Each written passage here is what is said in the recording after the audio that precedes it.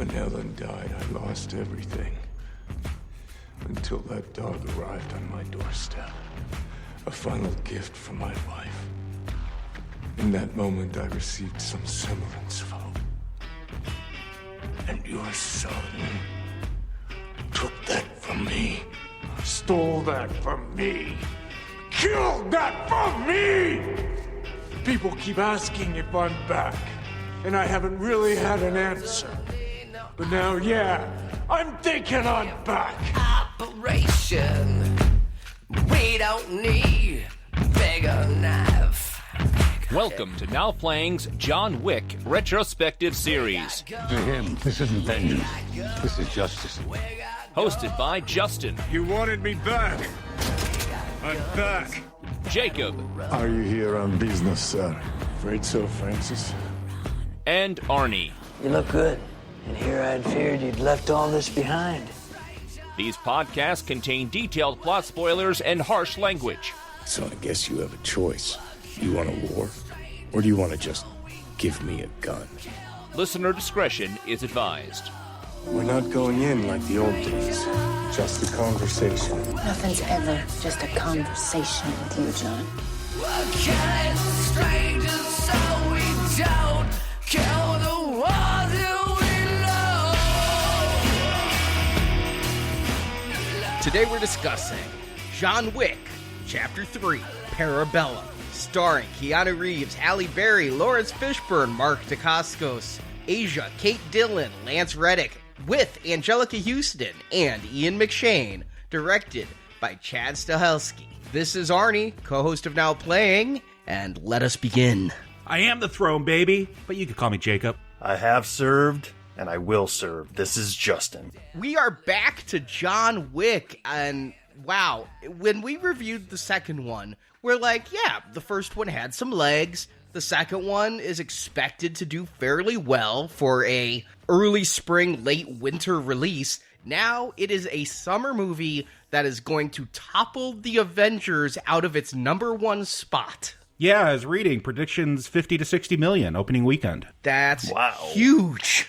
Every showing, almost, I had to pick 3 different showings till I could finally find 2 seats together so my wife could sit next to me. I mean, packed theaters. I couldn't believe it because I bought tickets for this the day they went on sale. There were no IMAX tickets for John Wick, and then all of a sudden, Avengers was no longer in IMAX, and for 1 week only, until we're usurped by Aladdin, John Wick 3 in IMAX. So that's where I went and saw it, and yeah, packed theater. Well, I kind of waltzed into an early 5 o'clock showing, and it wasn't packed, but there was quite a few people there for 5 o'clock in the afternoon. I saw 1 o'clock on a Friday afternoon, and I couldn't believe how many other people did the same.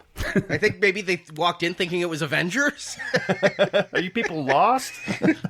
Also, this one has a title, Chapter 3, Parabellum. At first, I thought that was something that my doctor had to check, but no, I did look it up. It is a name for an automatic firearm, and also from the Latin phrase that means to prepare for war. Yeah, they'll call it out at one point in this movie, and I guess the rules are you gotta roll credits then. But yeah, they'll say it with some subtitles so you know what it means. When I saw that there was a subtitle, I got a little bit of a Resident Evil vibe here. It's like, uh-oh, we're gonna start going with these one-word titles now, but... They still got the numbers, though. I still don't know the order of the Resident Evil movies that I'm supposed to watch them in. With Parabellum, I like that mystery of the title in, like, it reminds me of the James Bond Quantum of Solace. It's like, what? Are we discussing nuclear fission? I'm not quite sure what you're... You're right, Arnie. Parabellum does have a little bit of a medical feel to it, right? Like, I broke my Parabellum, and it should be good in a couple weeks. Yeah, I was thinking I had to have my Parabellum removed, and... I mean, I guess it does kind of make sense, though. They're expanding that title. That first film, it's a self-contained movie about a dude who loses his dog and goes on a rampage. But that second film, and I rewatched these before seeing 3 just to kind of refresh myself, because it seems like there's pretty heavy continuity. Like, if you remember part 2, that picks up right where 1 left off, and he gets his car back. But 2, really, while I thought the pacing was off, and I didn't like how they cheat, which this movie is all about how Ian McShane's character cheated in that film. So I'm glad they addressed that. I wondered if this would make you retroactively change your arrow to green for that one. Well, we'll talk about it when we get to recommends. I still had pacing issues with 2, but that really did build this world up of all these secret societies of assassins and high tables and all that. And so, yeah, with Parabellum, we're expanding the title, and we're going to expand this universe even more, where there's something higher than the high table in this one. You know, and I didn't have enough confidence in this franchise to even think that it was going to be a direct continuation. Like, it never even crossed my mind, like, oh, the first one was what it was, the second one picked right up after it, and I didn't even think, oh, the third one will probably pick up right after that. I was just thinking, hey, yet another John Wick movie. So I didn't go back and refresh myself on these, but once I sat down and the movie started, I'm like, oh boy,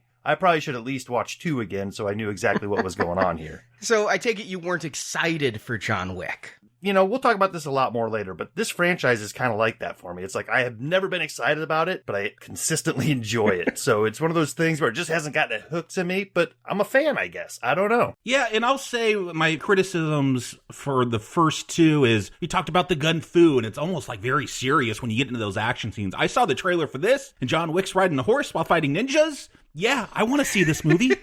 I'm surprised because when I was at Toy Fair in February of this year, John Wick has entered the toy market. I didn't realize it's the more high-end adult collector market, but Hot Toys, who makes some of the best 12-inch figures, or you can call them dolls if you like, has a $200 John Wick figure. There's Mezco, who makes $100 6-inch dolls that has a John Wick. Diamond Select has a 6-inch action figure and several John Wick statues. I mean, they are franchising this like it is Avengers. I don't know if either one of you have played Fortnite, but I saw they came out with a John Wick character, so I guess if you pay your $20 or whatever, you could be him.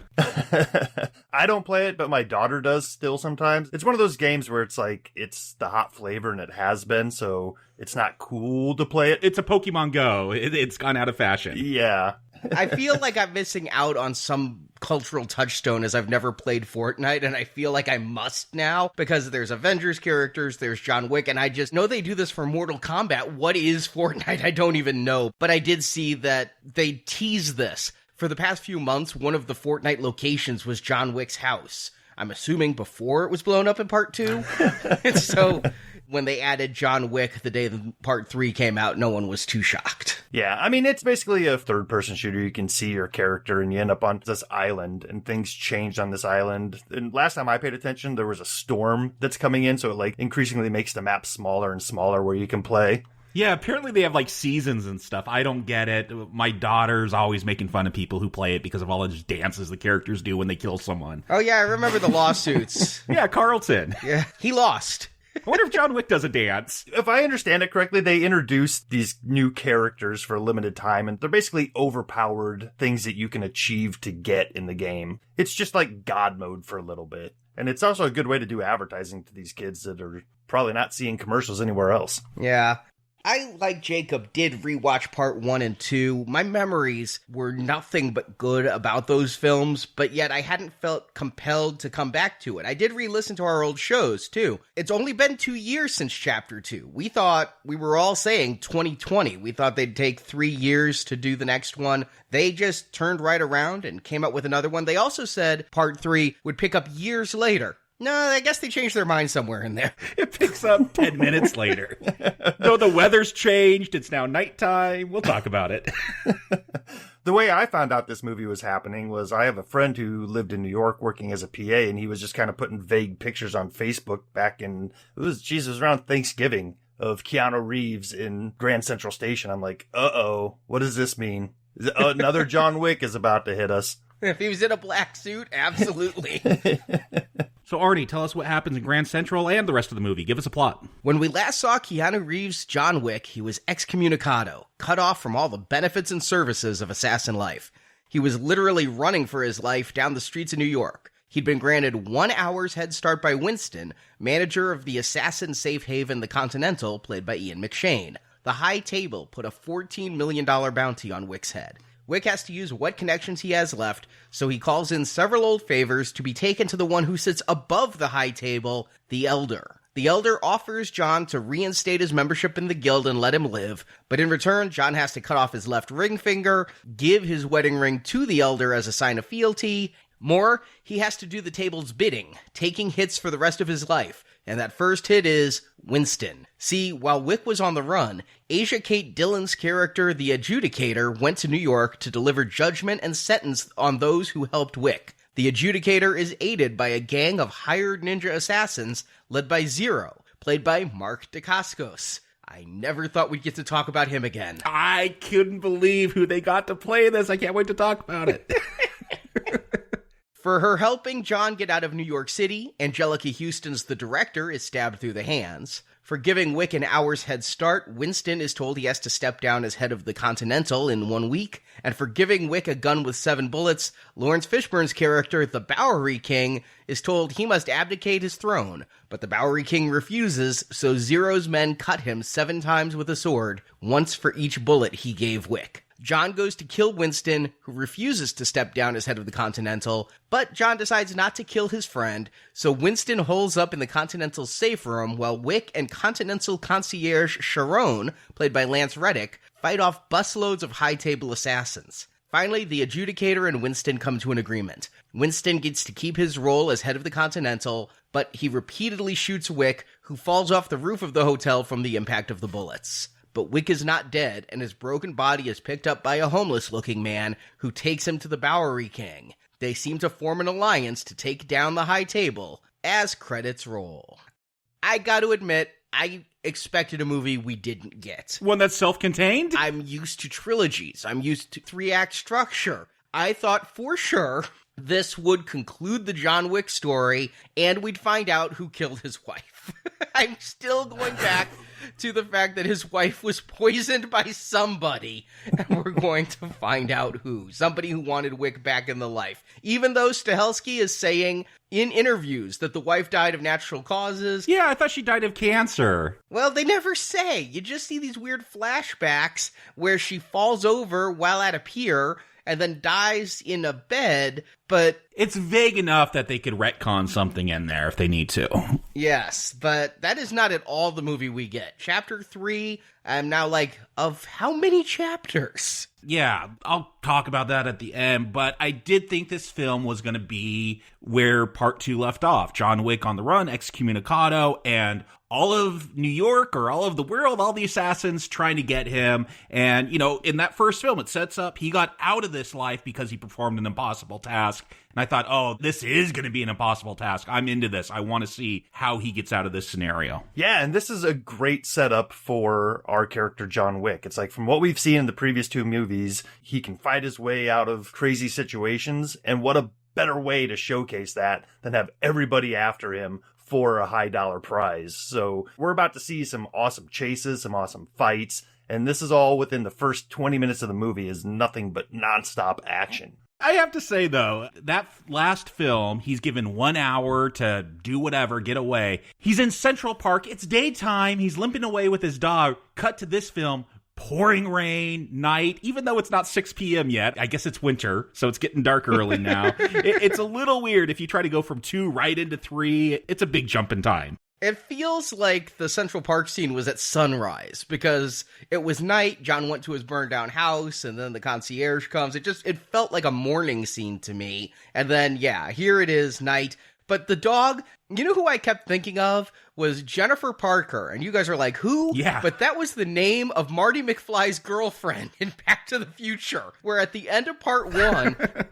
I know where you're going. Jennifer is supposed to go to the future with Marty, and then when they did part 2, they're like, what the hell are we doing with this character? Let's knock her out and leave her on a stoop.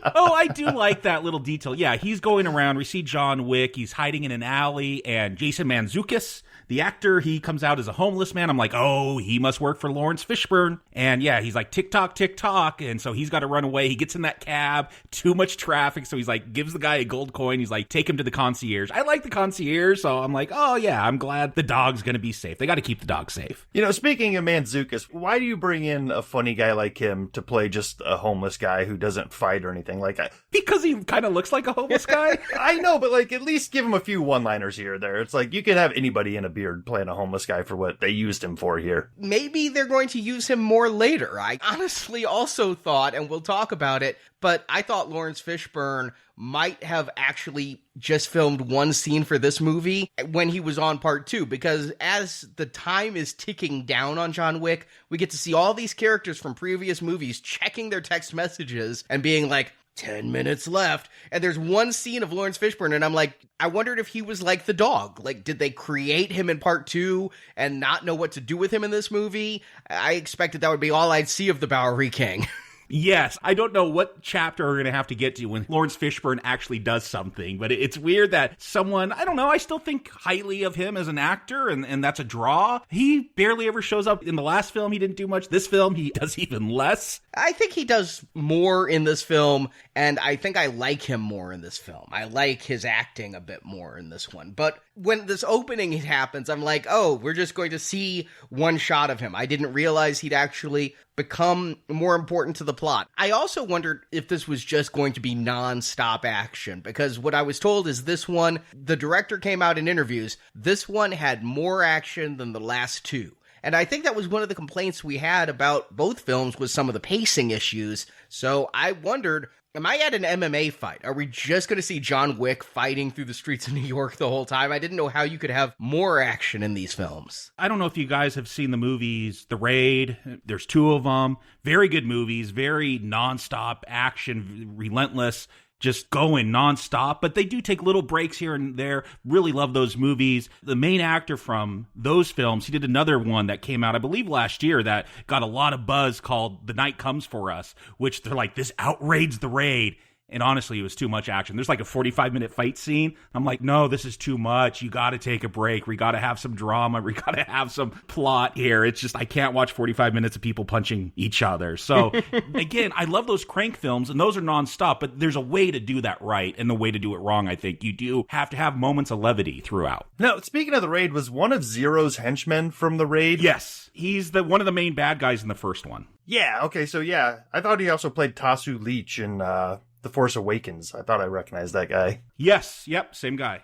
Another little detail I noticed at the beginning of this film, I think we're going through Times Square. You remember that second film where you get that chase with the guy on the motorcycle, John Wick's in his car, and there's like a projection of a Harold Lloyd film, I believe it's Harold Lloyd, on the side of a building. There is a little glimpse on one of the screens in Times Square of another. I don't know if it's the same Harold Lloyd movie, but I recognize the actor. So I guess that's a thing in the John Wick universe now. Honestly, I love New York tourism in movies. I think that when watching John Wick in 4K on my TV, New York looks better than it looks in real life. It looks amazing when they do some drone shots or whatever of it in this film. Yeah. Yeah. They take the saturation and the contrast, and it just looks so wonderful. And so I'm looking at this. I have to ask, did you guys notice a mattress firm? I did not. Did they have a mattress firm in Times Square? Are tourists buying mattresses while on vacation? Was it having a going out of business sale? Because they always are. But I'm noticing him running down the streets, right? And the signs are almost always obscured or blurred. And that's a big thing in movies, is that if you use a trademark or you use a logo, and it's a big problem in Times Square, if you shoot, you have to get a signed contract with every business in Times Square because you're using their logo in your film, and they get to say how their trademark is used. I'm noticing no businesses. I notice a Phantom of the Opera poster that says, yep, we're in Times Square. And I notice a mattress firm sign. And I'm like, that's the one sign that comes out as mattress firm? That is the most low rent movie sponsorship I could imagine. It's also very out of character for this world. I mean, obviously we're in America, we're in New York, we're in other real world locations, but the filmmakers have done a painstaking job to create this kind of fantastical version of things where, you know, it's not a commercialized New York. Like, we've seen Times Square and you're not seeing a whole lot of logos. I mean, they've done a good job of not showing the Coca-Cola billboard and all that stuff. To have Mattress Firm pop out seems like either a mistake or somebody got a good amount of coin for that. That's the thing, is how can you film New York and not show me a Starbucks? But they figured out a way, and yet I see Mattress Firm. again, with all this world building, if you haven't seen, especially 2, because I feel like they really expanded this universe. We were seeing the operators doing the countdown, 5 minutes until John Wick is open game on him for $14 million contract. And so, yeah, and like you said, Arnie, you're seeing all these different characters get ready to go after this huge contract, and it really does build tension. I'm like, why does he want to get to the library? Is that because no one goes to libraries anymore? Does John Wick just want to hide out there? I figured there was something there. Again, I love New York tourism. Because of Ghostbusters, when I went to New York for the first time, the New York Public Library was one of my first stops. So I wondered what was going to happen there. I honestly wondered if that's where the operators were, because we cut from all of these Suicide Girl tattooed operators, and he goes up to the front of the library, and there's this striking red-haired older lady. I'm like, I thought she was going to be, part of that secret society. I don't think she is.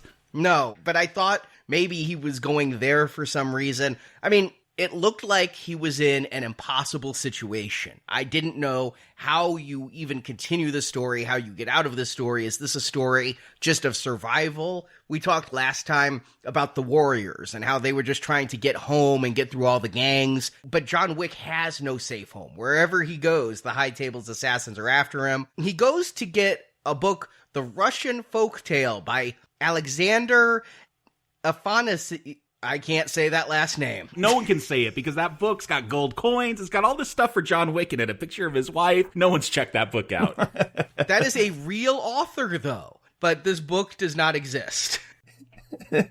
Arnie, you and I have spent a lot of time in the arcade series, and this movie is starting to feel like the best video game movie we've ever reviewed. This would work very well as a game. I mean, you have objectives to get to. You have little loot crates you can go find to start your next mission. This is playing very much like a game that I'd like to play. What was funny to me is I was thinking the exact same thing in boss battles. When I rewatched all 3 of these movies, I watched 3 John Wick movies in 2 days. And what you realize is you've got a level, and in the level you've got a whole bunch of goons, and a lot of times the goons' faces are even covered, and I believe maybe they're using the same stuntmen again and again, which is, again, why you also cover faces in video games, so you don't have to render all of these human faces, but you're always fighting through these henchmen to get to a boss battle, and that is definitely the motif we see here. And I'm going to say this movie tells you right away, we're going to be more brutal, we're going to up our game. We may have killed some people with a pencil in that last one, but this opening fight, I mean, the audience was just groaning and in shock. Audibly, you could hear them being repulsed by some of the moves in this fight as a giant shows up to fight John Wick. He's still got 10, 15 minutes before it's 6 p.m. But this guy's like, no one's going to know. Let's fight. This is an NBA player. Oh, okay. I don't know the Philadelphia 76ers team, but it's Boban Marjanovic, and he has the largest hands in the NBA. And you know what that means. Big gloves. Yeah, this did kind of feel like a throwback to, Kareem Abdul-Jabbar fighting Bruce Lee type of thing. It's like, oh, we're going to get somebody who's not known for being in fighting movies, but they look impressive on screen. So yeah, let's give them a scene. I guess the reason Stahelski did this is he really liked the fight with the sumo wrestler last film, just a complete difference in size where Wick is so much smaller. So since he did wide, now he was going to do tall. But to go to the video game thing, modern video games are so much different than when I grew up, because whenever you put in a video game now, the first level is like a training level where you've got somebody walking you through, showing you the buttons, and yet you're still playing the game. That's what this one-on-one fight kind of sounded like to me. This is the fight where it's press A to grab the book, press B repeatedly to shove it in his mouth. I mean, he basically curb stomps him, but with a book. When he puts that book in his mouth and just starts pounding it and then puts the book on the desk and snaps his neck over it, again, the audience was aghast. Yeah, I mean, this scene is worth dwelling on a little bit because one of the things that we all liked from the previous installments was how they took some of these action scenes and brought them in real close and showed us something we'd never seen before. And using a book, because he's in a library, I think is a great way to give us something new in that arena. And yeah, watching somebody get their ass kicked with a book, this brutal manner, it's working for me. I'm on board for this movie from this point on. And there's also little subtle details throughout this film, little actions that John Wick does that kind of brings a smile to my face because it's a moment of rationality amongst just all this brutal violence. Like, he kills this giant with a book, and then he goes and puts the book back on the shelf in the proper place in the Dewey Decimal System. See, what I like about this scene is I think they do keep it light, because in the middle of the fight, the giant goes, shh, because you're in a library. John Wick is making all these grunting and fighting sounds. And so I like that little bit of humor that it injects here. And that's a good way to interject humor. I'm so glad that it didn't end with Keanu just going, I threw the book at him, or something like that. You know, an Arnold-like line. No, there are no puns. There's no James Bond quips with John Wick. It's not a Schwarzenegger movie from 87, man. Like, I think they know what they're doing. But out of this, Wick gets stabbed in the shoulder and nicks an artery. He still has a few minutes left. He has to go find a doctor. This is a weird scene to me because I thought something would come of it, and it doesn't, so it's weird. Why even have him get stabbed during that fight? Because, yeah, he goes to the doctor. I guess it's, again, to build tension. The doctor's like, I can't help you, and he's like, I got 5 minutes left. And so he's like, all right. And I do love, like, he stitches half the wound, and then it hits 6 p.m., so he just stops. So I don't know if it's just there to build tension. I thought something more would come of this wound or of this doctor, and no, it never really does. Even when the adjudicator's going around and threatening everyone that has helped John Wick, no, nothing ever happens. Did the doctor die? I mean, he says to Wick, they'll know I told you which bottle to use, because he pretty much doesn't help Wick, but he does tell Wick there's a bottle there of pills that will give you energy and take away your pain. I guess they're the pills out of the movie Crank. But because he told them that, he says they'll know. And one complaint I have about this movie, the high table is psychic, or the adjudicator is psychic, because they're going to know he said this bottle, but yet they're going to think he wouldn't have stopped right at 6. They know way too much. There's nothing you can do behind the high table's back. Yeah, I don't think he's dead. I think he shoots him a couple times and just lets him live, because the doctor is like, oh, shoot here, but make sure not to hit this artery. So I think it makes it look like there was an attempt on his life. I wasn't sure if he was saying shoot me in the safe places or shoot me in the places where I'll die with the least pain. No, he's in pain.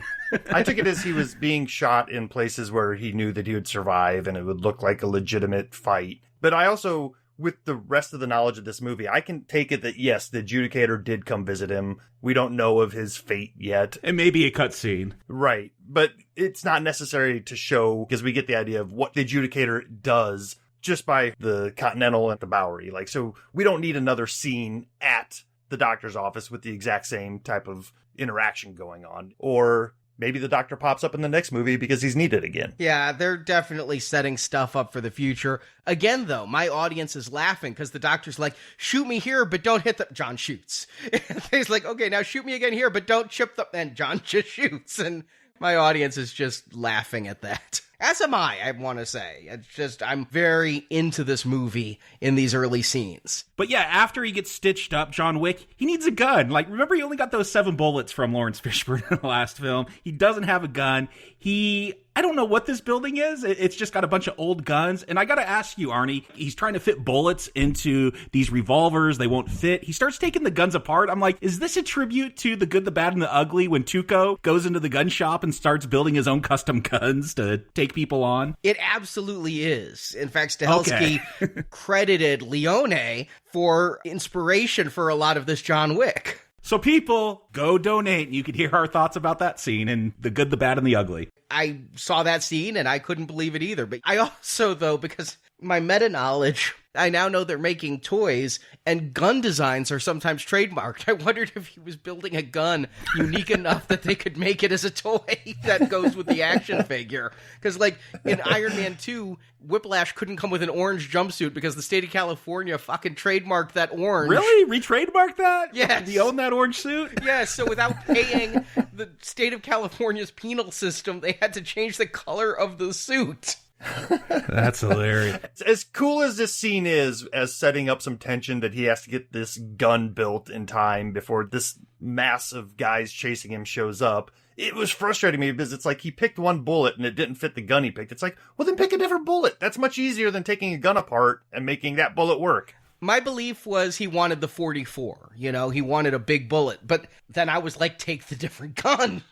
Take the one that has the 44. So many better solutions. I guess there's only one size of each bullet. He only gets one off here. He doesn't get this even 7 like he did in the last film. He only gets one bullet. And then it turns into a knife fight where the audience is just, again, you could hear the moans, the groans, disgusted. Like, he goes for the eyes. Again, though, it's kind of funny. Like, he's just tossing those knives repeatedly into people. Oh, yeah. And the fact that it starts as a hand-to-hand fight, and then they realize they're in some armory of ancient weapons, and they break the glass behind them. They just have endless supplies of knives. They're throwing the knives and stabbing with the knives. Just every way you can fight with a knife, they're going to do it. And I've never seen a knife go into a skull before, like through the skull. Oh, you'll see it a lot in this movie. I guess I'm a little desensitized to violence like that, where it's like, you know, you're getting a knife right through the eye. It's like, oh yeah, that'll kill you. I got an eye thing. Just the eye makes me squeamish. Yeah, the eye thing, this bothered me here. It's a slow stab into the eye. Oh my God, painful. And then to end it all, 2 guys come in with hatchets. And there's one guy still left alive when Wick's done. He just takes that hatchet and throws it. I'm like, this would have been a great 3D scene to have the hatchet thrown from the back of the screen to the front and hit this guy in the head. Again, those are the little details I like. This guy's not getting up to fight anytime soon, but John Wick's not going to leave him alive. Just, takes that hatchet, throws it into his head. And then, if you're not exhausted yet, we're going to get some horse action. We're going to go to a horse stable and have John Wick, not once, but twice, having henchmen taken out with horses kicking him in the face. I was like, where do you find horses in Manhattan? And fortunately, they tell me these are those people that pull the carriages, right? This is that tourist scam. We see one guy in a suit with a carriage. So this is where all the horses from Central Park are kept. I'm like, okay. Oh, okay. Thanks for that bit of detail. Because like, I missed that. And I thought he was like in the police horse stables. I'm like, they would be a little bit more better protected than that. There'd be some cops around. I felt bad for the horse, though, because Wick just punches him in the back, and the horse double kicks this guy. I'm like, that had to hurt the horse. I mean, I don't notice a lot of CGI in this movie, but the horse was pretty fake. Yeah, the horses were pretty CGI. I think they cover up a lot of their CGI. They use it to aid and embellish the physical stuff going on, but yeah, that horse, that CGI, it was pretty obvious. I don't know that there's a practical way to have a horse kick a dude in the face. No, I don't think any stuntman wants that job. And then the second horse, though, it's like he's got a action button on the side, which just like pushes the side and the horse kicks. He pushes the side again, the horse kicks again. I'm designing the whole toy line for this movie. Oh, yeah. And then you get a chase scene. There's dudes on motorcycles chasing John Wick on the horse. I love, like, at one point, John Wick, he does that thing where he leans to the side so they can't shoot him. Like, he's riding totally, like, leaned over on the side of that horse and, like, reaches around to take one of the motorcycle guys out. A lot of fun action to open up this film. One thing that this chapter is doing, I think, a little bit better than the previous two, and it is kind of akin to the Warriors, it's like each of these gangs that he's encountering, they're all after him for the same reason, but they all seem to be gangs of a certain ethnicity. So it's a little easier to follow scene to scene who exactly is after him and what the stakes are. It's like, oh, I'm done with that gang. Let's move on to the next scene. And before it just felt like endless thugs after him. Now it seems like you're leveling up in a video game. But it does feel more like video game fodder, because when John Wick would fight people in the past, yes, there were henchmen, but a lot of times I felt like he was going up against hitmen like himself, like Common in the last movie, or Ruby Rose in the last movie. And I don't know if you guys have seen the movie Grosse Point Blank. Oh, yeah. Love that movie. John Cusack, Dan Aykroyd, Minnie Driver. But he's a hitman who goes to his high school reunion, and another hitman has come to town, and when the two of them square off, they're pretty evenly matched, because they're both really good at what they do. Here, because of all the cannon fodder, it's like, none of these guys are really good at your jobs. Well, they do have, I think, the ultimate hitman. And he's a John Wick fanboy in this. Zero. That's the last of the ninjas, the guys on the motorcycles. And they end up at the steps of the Continental. Did you recognize this actor who played Zero, Mark Dacascos? It bugged me. It had a face that I'm like, I know this face. And then when I saw his name, I'm like, and we've reviewed him on the show. I couldn't place him, though. Well, I know where I could place him once I looked up his credits, because I kept looking at him like, is that Gordon Liu? Can't be Gordon Liu. That dude was 50 when he did Kill Bill. He's pushing 70 now. Can't be Gordon Liu. But I know that face. Today's secret ingredient Yes! is blowfish. He's the chairman on American Iron Chef. He's like, freshwater eel. Yes. I couldn't believe they got that guy. I didn't know he was an actor. I just thought he was the chairman on Iron Chef. I only know Iron Chef because I watched The Soup a lot with Joel McHale, and every week they show the reveal of the ingredients, and so I saw Mark Dacascos there a lot. But we talked about him. He was in Double Dragon, the movie, with Alyssa Milano and all that. Yeah, I mean, he definitely has a recognizable face, but I don't know that I'd be able to pick him out as the Iron Chef. Man, that's pretty crazy. Yeah, so John Wick, he's going to have, I think, your A-level hitman nemesis in this film. But we're going to slow down a bit, and he's going to go see Angelica Houston. He's going to go to the ballet. I haven't seen Angelica Houston in a movie in quite a while. I can't recall the last one. The last one I saw her in, Darjeeling Limited, a Wes Anderson film, she kind of just shows up out of nowhere, kind of like this film. Yeah, looking her up, I have seen her in stuff, but I think she was pretty unrecognizable. Like, I saw that movie Choke that was based on a book by the author of Fight Club, and oh, she's in that. I don't remember her in that. Royal Tenenbaums, I saw her in that, but I just don't remember. But here, I didn't know she was in this film coming in. I didn't know why we were watching an outtake of Black Swan. Well, because Russians and ballet, like, that's a thing. You know how Russians are known for ballet institutes and also young boy wrestling clubs? No, I think this is playing into, the Olympics, and they're always I mean, if you're going back to the Cold War era, it's probably different. Probably not different now, actually. I watched those Winter Olympics in Russia. That was crazy. My question is John Wick Russian? We're going to find out, I think, his real name, because he's adopted, I think they're going to say. But yeah, he's got those back tattoos. We're going to see these ballerinas with the similar back tattoos. I got to wonder if he's Russian at this point. I mean, he was fighting the Russians in the first one. He is, but he spoke Russian. I just assume he speaks like every language. He's John Wick. I did too, but he is of the Ruska Roma tribe, and those are like real-life Russian gypsies. And what I take from this movie is, yes, his real name is Jardani Jovanovic. And at some point, he decided John Wick sounds a lot cooler, and it does. Do you think that Angelica Houston worked with Julie Delpy, and Julie Delpy was at another branch of this training Black Widow for Age of Ultron flashbacks? I don't remember Julie Delpy having that role, but yeah, maybe. Again, this is a thing. If you saw Red Sparrow with Jennifer Lawrence, it plays up to that Russian, and yeah, all this kind of stuff. But, we saw John Wick. He got this necklace. He got one of those markers. I remember that marker from part 2, especially because I had just watched it, so I'm like, someone knows him. But he also gets this necklace, and that's his ticket to freedom, I guess. Everything here, there's always an out, it seems, in this world. You got the gold coins, and now he's got this necklace that they're going to brand him with that shows he's cashed in his ticket, and they're going to give him safe harbor to Casablanca, so he could, I guess, live the rest of his life without having to worry about assassination. And this is where we learn a lot about John's backstory, and we learn it in a way that I like. It's not a whole lot of exposition. We're learning it as he goes. And I guess by being part of the Ruska Roma tribe, you can ask for anything once. And this is so separate from the high table that even the director, that's Angelica Houston, we don't know a name other than the director cannot refuse, despite John being excommunicado. She's going to pay for that. But the tattoo on John's back, I've noticed it always, obviously some Christ metaphor going on there. The ballerinas also all had this tattoo. When you cash in your ticket, they're going to brand you with an upside down cross marring that tattoo. Yes, I noticed it was upside down, which has its own meaning and significance. It's your ticket out. I mean, this whole world is about codes that these people live by, which is, I think what holds all of it together is that, sure, assassins can go out there and kill people willy-nilly, but the fact that they're all honor-bound by a code. Winston said in the second one, and that's what upset me, is without rules, we're just animals. And so that's why they have all these rules, and they got to stick to them. It's that irony that these murderous killers are probably the most moral people as far as their code of morality goes. Exactly. Now we're seeing rules inside of organizations. So it's getting a little political and a little wonky here as far as what rules apply to who who and what this does, but I took it as this is just your ticket out of this organization. Once you cash this ticket, there's no coming back. You're not under our protection anymore. There you go. Yeah, my feeling is if you ever worked on a TV show, or you know how they work on TV shows, they usually have a Bible where this is the characters, here's their backstory. It might not ever show up in the movie, but here's everything we want for this series.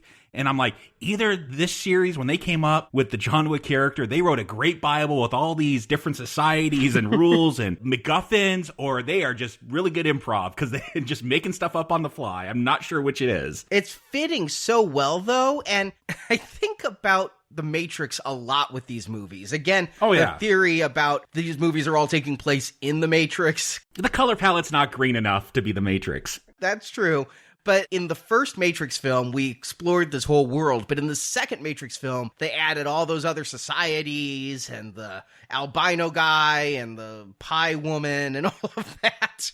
And I didn't like how they did it. I thought that was really clumsy. Here, it's equally as in-depth. I really feel like they have built an entire universe with its number of guilds and types and everything, and yet it all flows so much better than The Matrix. I believe this to be, dare I say, Keanu Reeves' best saga ever. It's almost got Saw-like continuity going on.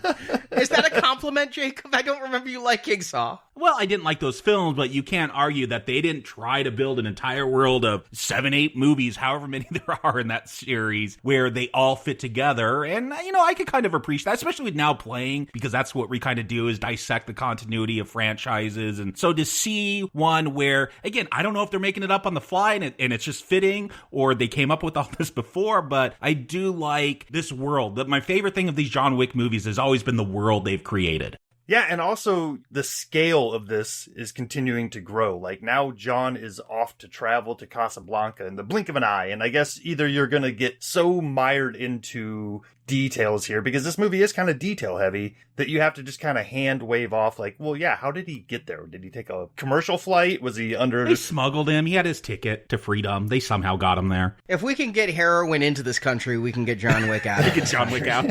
Besides, it's Casablanca. I wondered if he was going to have the beginning of a beautiful friendship. Yeah, I think that's a little bit on the nose from what I remember about Casablanca. It's been years since I've seen that. But yeah, that was this city where, people that were trying to avoid, World War II or whatever, just kind of hanging out there. And so it's a little too on the nose. But again, I kind of smile. I get the joke. I get what they're going for. But during this, I think I'm a little distracted from that minor detail because of the adjudicator who comes in. And the adjudicator has this severe haircut and this neck tattoo and the one dangling earring. It's the Ruby Rose of this movie, right? It is. I thought it might have been Ruby Rose in the first long shot. And the adjudicator has this coin, and it's different than any coin we've seen before. I guess it's a badge. It's got an A on it. Yeah, that shows they are an adjudicator. And I say they because Asia Kate Dillon, I don't know them. They're in Orange is the New Black, but they are non-binary and prefer to be called they. It's one person, but yes, non-binary person.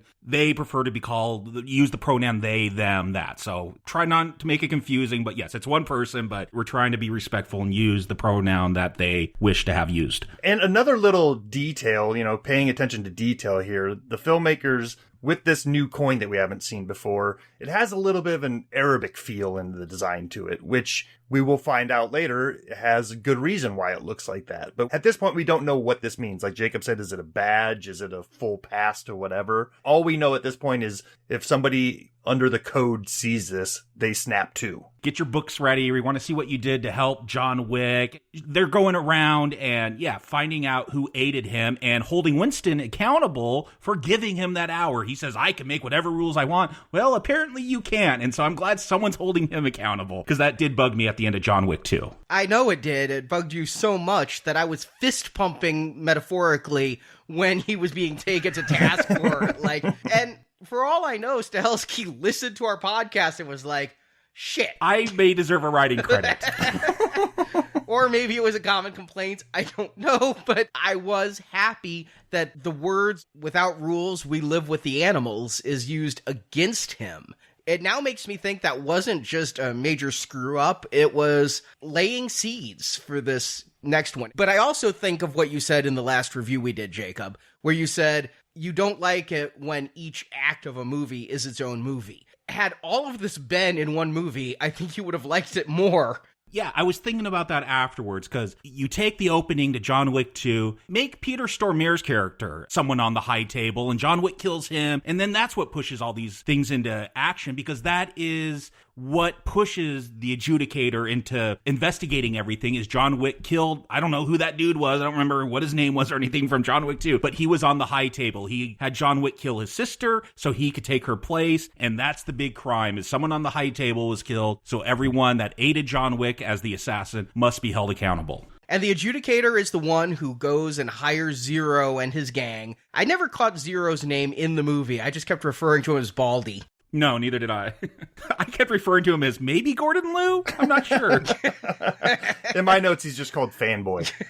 His gang of assassins truly are ninjas, and I love the way they play with shadow. Oh, yeah, it's great. They just come out of nowhere. They don't have to stealth like the Predator. I wonder if there's some CGI shadow that hides certain features. But my God, these guys can just hide out of nowhere. Yeah, we see them taking out bodyguards at Angelica Houston's theater, and it's great. And I love the way they walk out on that stage, and all those ballerinas, they just keep dancing. I thought for sure, though, that they would kill Angelica Houston. I'm surprised at the, dare I say, leniency that they just stab her through the hands, and it seems like Zero even goes just to the meat. He doesn't take out a bone. You know, I was never really sure in this movie, in this world of rules and whatnot. I mean, they're still establishing them, but you're right. I got the feeling that if the adjudicator showed up at your doorstep to ask you questions, that meant a death sentence. You had a few days and you're done. When Lawrence Fishburne shows up, I thought that was the case. You know, like, you helped him. You have 7 days to clear out of here. I guess they're going to take over his territory, get rid of all your pigeons. I do love his little speech about how pigeons are the internet, no IP addresses, no hacking.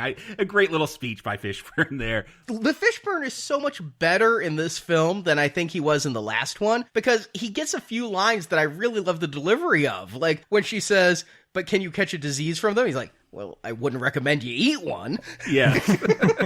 It sounds more natural than a lot of his stilted delivery from the last time. But the ultimate price he has to pay is he gets 7 slashes for the 7 bullets that he gave John Wick, and Zero's going to slash him. I've seen samurai movies. Those slashes kill you. I'm like, oh, that's weird that they just brought Lawrence Fishburne into that second film just to kill him here when he hasn't really accomplished much. But I guess he'll show back up at the end. He survived, but it looked like a death sentence to me. But it was good to see what happens to someone who denies the adjudicator, because Winston is also going to deny the adjudicator. We need to see that punishment. And, you know, I need to credit Stahelski and his writers. They brought in some new writers on this one, too, just to help flesh out the story. And the way that they did things, I kept being like, oh, that's poor writing, because they built him up and then they didn't know what to do with him, so now they're just going to kill him like a pig here with these 7 cuts. Yeah, that's how it feels. And no, they're playing me. The writing is actually so good.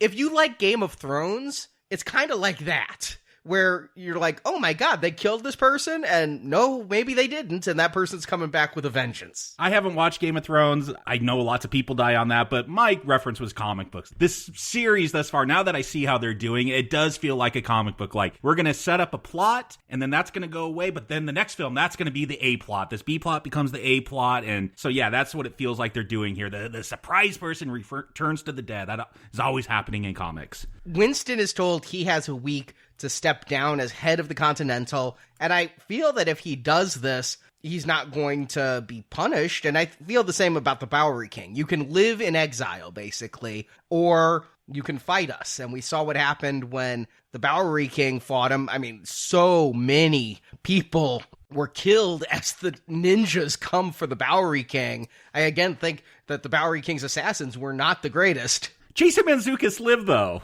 Yeah. He did not get killed. He must have been hiding. But I figured the Bowery King was no more. And his last line, again, I'm liking Larry Fishburne so much more in this than the last one. The king is dead, long live the king. I am enjoying him more in this one than the first time, but he is chewing a little bit of scenery here. It's like, it almost feels like he looked at the script and he's like, I don't know how many more scripts I'm going to get my hands on where I get to monologue like this, so I'm really going to go for it. True, but if he didn't do some of that, it wouldn't even feel like the same character. He's still Perry White in the DC universe, isn't he? Though I think the DC expanded universe is dead. Yeah, he's also Giant Man in the Marvel universe. Oh, that's right. I was surprised he didn't show up in Endgame. No, he's working for me. I mean, even though he's coming up in a little over the top, it's not out of character for this character. I also wonder if Stahelski is a Stephen King fan. Now, this could be a wild coincidence. I may be looking too deep, but the adjudicator tells Winston, I'll be in room 217. Well, that is the room from The Shining. Okay, I thought so, yes. Kubrick changed it to 237. Yes, I thought so. But in the book, and where Stephen King actually stayed at the Stanley Hotel, was room 217. And I'm like, are they making a nod? I wondered if. Yeah, it's a weird reference. You know, it's a hotel where a lot of people are going to die eventually, so maybe that's why they have a Shining reference. If so, it's really deep, but hey, everybody who makes films seems to appropriately be a fan of other films that came before, so maybe he was a big Shining fan. I don't know. Or it could be, again, a coincidence. What's not a coincidence is, yes, as Jacob pointed out, Casablanca, where he's going to meet Sophia, played by Halle Berry, who I thought was going to be in the rest of this film. This was a team-up movie, right? That's what I thought on the trailer. Oh, it's going to be John Wick and Halle Berry's character for the rest of the film. Yeah, she was going to be Jinx, right? Just like they were trying to do in James Bond and give her own set of spin-offs. Because I don't know if you guys saw the video, but they released her training video. She trained for weeks. She trained and did the same training as Keanu. And they have the video of her on the firing range doing the tactical moves with the guns and everything. I thought she would only train that hard if she was in this movie for a lot. But she's really... I mean, she does get a huge action scene. The story kind of reminds me of The Odyssey, because Wick goes from person to person as they take him to the next step along the journey, as he's trying to find the mythical elder. You know, it just feels very Greek. And she runs the equivalent of the Continental in Casablanca, is that correct? They basically said this is the Continental of Morocco. So yeah, they dropped that line in there if you were... I mean, there's a lot of dialogue here, but the concierge there does say that. But they're planting a lot of seeds for part 4 here, right? Oh, yeah. Sophia has a daughter, and she doesn't want to know where the daughter is. And I guess John Wick, he's got that blood oath, that pendant with her bloody fingerprint, because he helped rescue her daughter and hid her. And Sophia doesn't even want to know where that daughter is, so she can never look for her, or no one can ever find her. Yeah, and the marker, as we saw in part 2, you have to honor the marker. It's iffy on if you honor the marker for someone who's excommunicado, but here, I took it as he was threatening her. Like, I will tell you where your daughter is if you don't help me. I haven't seen Barry in a while in anything, but I'm not impressed with her performance here. Like, when she's doing the action, she's fine. But yeah, this whole scene, I don't know. I guess I'm just thinking of that line from X-Men. About the toad? Yeah, just her performance here. She doesn't seem to fit in this world. Don't you remember we saw her in Kingsman just, 2 years ago? No, I don't, obviously. But, I mean, you put her up, she's the Ian McShane of this play. She's no Ian McShane. I mean, I can see what you're saying, Jacob. It's a little hard to remove somebody like a Halle Berry from her previous work. I mean, she's coming in with all this other baggage. If she's in an action movie, you've got a pretty good shot of it not being that great. I mean, Catwoman, anyone? I mean, it's... Oh, yeah. You know, so, like, seeing her here can draw you out a little bit. And the fact that her teeth are overly crest white stripped. That always takes me out when someone has really white teeth, especially when it doesn't fit the character they're playing. But if you let it go along with it, personally, she's not doing anything wrong with this role. She's not bothering me, but she does have a little bit of a hump to get over to win me over. Yeah, she just doesn't have the threatening presence that everyone else in this world has. No, but she and Keanu both, they must have traveled the desert to find the Fountain of Youth, right? They do not age. I can't believe they're both in their 50s. When you got that much money, you can afford to not to age. There's ways to prevent that. Yeah, but sometimes you end up looking like Walter Matthau. Very true.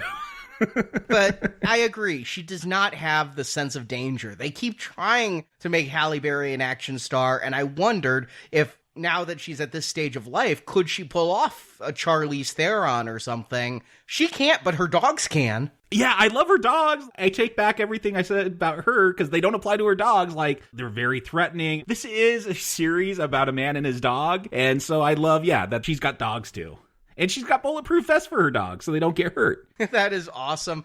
But we see something here. I think they set something up when she says, sit, and both dogs sit, and she goes, I was talking to you, John. I think there's going to be a callback to that later. We'll get to it. It's a very subtle thing that I noticed. But yeah, she has the two dogs, and she's going to take him to see her former boss, Barada. And I thought it was Barada, like from Mortal Kombat. With the guy who has the scythe coming out of the arm. Oh, yeah. But no, it's Barada, not Barada. Or Nick 2. I mean, building up this world, this is where all the coins are made. We see them making these coins, and we're going to hear about the first coin and the first marker, and again, more world building. With an actor, Jerome Flynn, Game of Thrones again. A lot of Game of Thrones people coming in here. That's got to be because they all die in Game of Thrones, from what I know, and so they need other acting jobs. Well, everybody's gone now. It's wrapping up. And this guy's at the high table, right? That's the way I took it, yeah. I mean, he's leveling up through bosses here. Like, each person he goes to is a little bit higher up on that food chain. What he wants to see is the one who sits above the table. And now I'm like, okay, so we're adding to mythology even more. Yeah, who is the architect? Forget Agent Smith. Let's go see the architect. Exactly. And what we're told is something so utterly ridiculous that I think it's metaphorical, but they actually mean it literally. Go to the desert. Follow this star. Walk until you can't walk any further, and then go more. You don't find the elder finds you. I'm like, this is a great way for a lot of people to just be discovered as vulture-eaten bones in the desert. To me, it's just a cutscene on a video game between missions. Like, yeah, this is how you're going to get to the next boss. But before we get to that cutscene, we do get a big action scene here because Barada does not plan. He tells John Wick what to do, but he's not going to let him live. Is that the case, or is it just everything requires indebtedness? And the theme of this movie that they keep coming back to is the repercussions of choices you've made in your past. Every single choice these people made is coming back to harm them.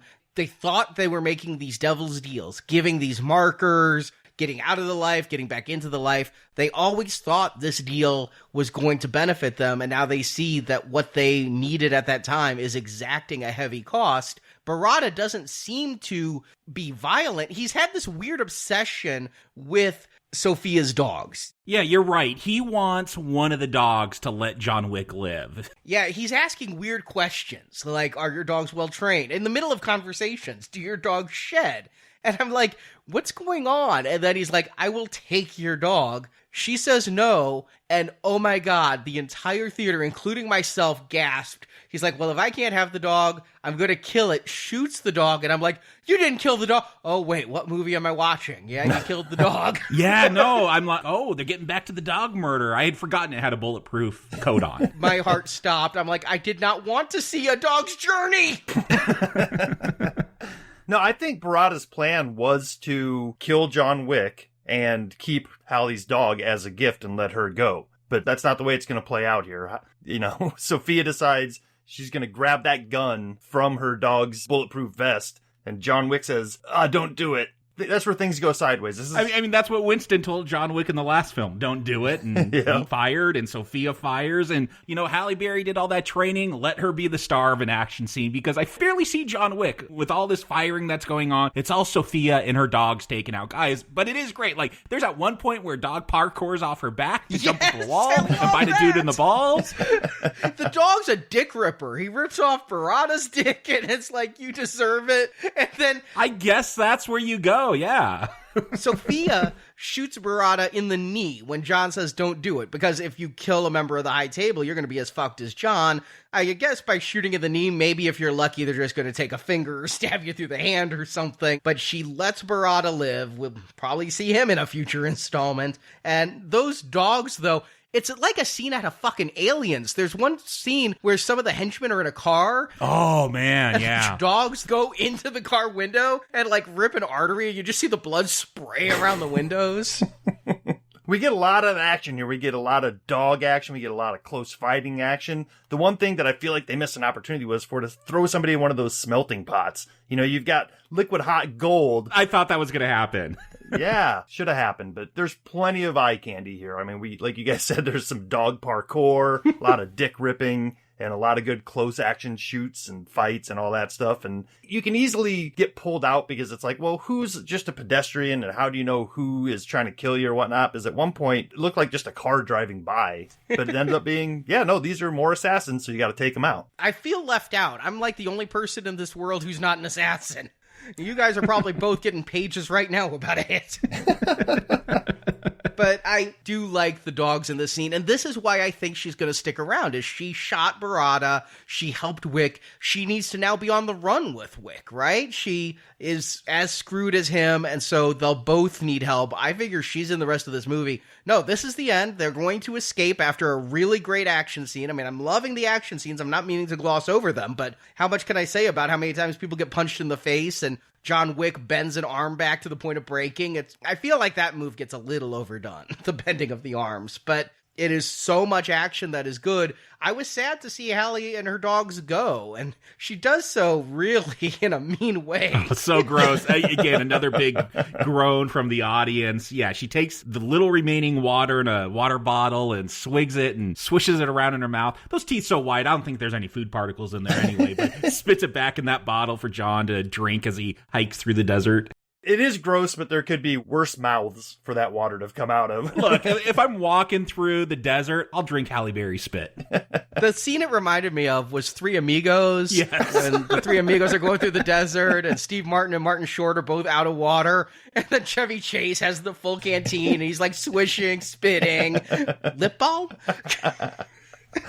Yes, but this sets us up for John to go on his journey into the desert, and while it's gorgeous looking, there's just something so funny about these sprawling drone shots of just the desert laying out at sunset and one man walking in a suit.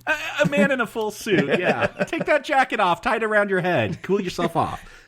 I felt like it was every desert cliche ever. You see the hot sun. Hell, we saw this in The Good, the Bad, and the Ugly, right? Where you're walking and you go up the arroyo and you fall and you get back up. I mean, the point where you see all the tracks behind the person. This is Spaceballs. This is every scene in a desert. Yeah. I couldn't stop my brain from going ding, ding, ding, ding, ding, ding, ding, ding, ding, ding, ding.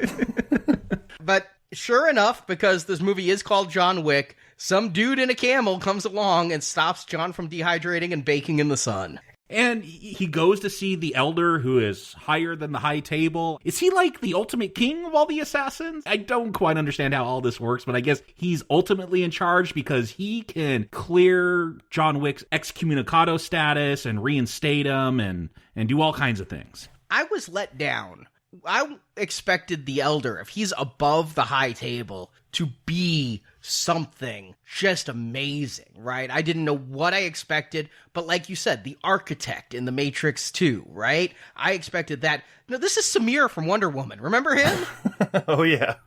I know I've seen this guy in American Hustle where he does play an Arab, and yeah, I've seen this actor. Yeah, he was part of Wonder Woman's crew. Yeah, and he was also in the second G.I. Joe movie. I don't remember him as that, but I did see that on his resume. I just don't remember him as Breaker. Oh, okay. No, I don't remember Breaker. But for some reason, this guy sitting there in a tent in the desert, it didn't live up to my expectations of The Elder. But then again, neither did Kiss's album of the same name, so maybe I'm just always let down by The Elder. I kind of took it as you get the person who climbs the Himalayas to find the Buddhist monk or the yogi that lives up there to get wisdom. And yeah, it's always just like an old dude with a big beard. And that's kind of how this plays to me. It's not someone with this grand Taj Mahal. Yeah, but I expect him to be above pettiness, I suppose. I expect, like the Buddhist monk, I expect the ancient one from Doctor Strange to be sitting there. And instead we just see this guy who's like, I'm going to kill you. But this is all about the rule. That is the thing with these films. It's all about these rules you have to play by, and I guess even The Elder is not above that. And I don't know what I was expecting, but it just doesn't play as this is the highest seat of power in this world, where they happen to know everything that's going on with every detail all over the world. Just doesn't seem like it's coming from this nomadic tent village in the desert. You don't think Lawrence Fishburne's sending pigeons over there to keep him up on what's going on? I don't know what I expected, and when you do this, you're always setting yourself up for an impossible task in storytelling, but this wasn't it. John Wick scaled the Dark Tower, and this is what he found at the top? Okay. What I do like about this scene is that it humanizes John Wick again. This is a guy, again, who lost his puppy. And that puppy, the reason the puppy was such a big deal, and we're reminded of this, is because his wife sent him that. I had forgotten that detail until I rewatched the first one, is he got that weird dog delivery service. So when you die, they send you a dog. And so that dog was a stand-in for his wife. It's what kept that memory going. This has always been about his wife. We saw that picture he's looking at the beginning of this film in the library. So to say, look, why do you want to keep doing this? And it's to remember his life so she could keep living in his memory. And I like the stakes. You could either die or you could continue to remember your wife, but you're going to have to kill for me for the rest of your life. It is a deal with the devil, and I like that decision he has to make. And I think that right there is where this series becomes a problem for me, because if that was set up in the first act of this movie instead of 7 years ago in a previous installment, it would have more payoff. But after seeing everything we have and all the real time that's passed, for John Wick's motivation to stay alive just for the memory of his wife seems a little hollow. Look, maybe because I had just watched the last two, it was fresh in my mind. But yeah, 2014, it's been 5 years, even though we've been told, like, these movies have taken place over like a week. I don't know whether they started in the future or we're still in the past, but I'm iffy on the I want to stay alive because as long as I'm alive, there's a memory of her alive. We know nothing about the wife is the problem. I get that it's a humanizing moment for John Wick, who really has been the man with no name. And if you've listened to us talk about those films, he's not really a character. He's just someone to push the action forward and to interact. There's not a whole lot of depth to Clint Eastwood there, and John Wick has been like that. So I like this little moment that he's going to have to cut off his ring finger, and I'm like, oh, they're going to take his finger. No, they're going to take the wedding ring. Like, look, this isn't deep stuff, but I like these little character moments. It gets me more invested in his journey. You know, I've liked all the shooting and stabbing. That's fun, but to make it a little bit more personal helps me. I saw them bring him the tools, and they weren't stating outright what they wanted him to do. They wanted a sign of fealty. And I'm like, are they going to make him lose a finger? And I'm like, is it going to be a thumb? That'll really fuck you. Is it the index finger? How's he going to pull a trigger? No, it's the symbolic ring finger. And I just am always taken aback when somebody suffers permanent injury in an action film. I never expect it. You die, you live, but to live with a permanent injury. I'm glad they just cauterized the wound. They're forward thinking. And this was a big argument behind the scenes, it turned out, because this is very expensive. The studio was like, this means for the rest of the movie, we have to CGI out a finger on the left hand of a left-handed actor. You know what I was thinking the whole time? After he cuts his finger off, I'm just thinking of before they put in the effects, and he must have had a little green finger slip over his finger, just like they did with Charlize Theron and Mad Max with her arm, so they could cut that. And I kept watching. I'm like, okay, is he missing his finger still? Did they slip up? I did too. Like throughout the whole film, I just was focused on that finger.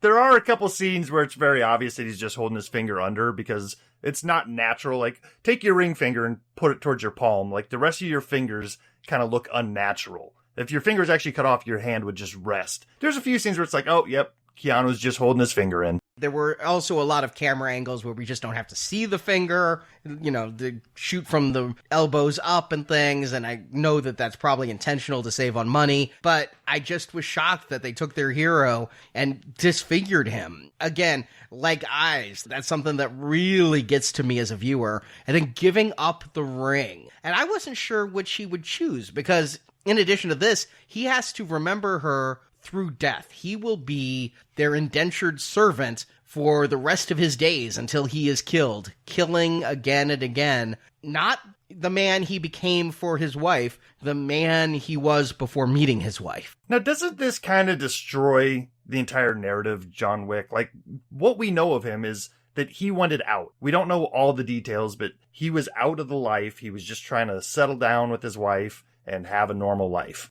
I don't know. Maybe I have a twisted sense of romance. I like that it's this Faustian deal, that to remember his wife, you know, it's the Greek myth. You're going to have to descend into Hades. That's what I feel John Wick is doing. To remember his wife, he has to live in hell and be tortured the rest of his life as an assassin. Yeah, and accept his fate. You know, I mean, there's no going back. He's not getting his wife back. So if ultimately what he wants is to be alive to remember his wife, then yes, this is the deal presented to him. And it does make sense for the character. It just kind of destroys a lot of the motivation I felt like we were on board with for the first two movies. Now it's just like, oh, well, okay, he's going to be a hired killer again. And the first kill he has to do is Winston. And that hurt me as much as the finger. I'm like, he won't kill Winston. And he's like, okay, I'll go kill Winston. I don't know that I ever believed he would kill Winston. No, I didn't believe it. I couldn't believe he accepted the job at that moment to kill Winston. I don't know if he believed it. I think he did. Watching this movie, I'm unclear on his motivation, but I think at that moment, he was so desperate, he was agreeing to kill the man who was the only reason he was alive. If Winston hadn't given him that hour,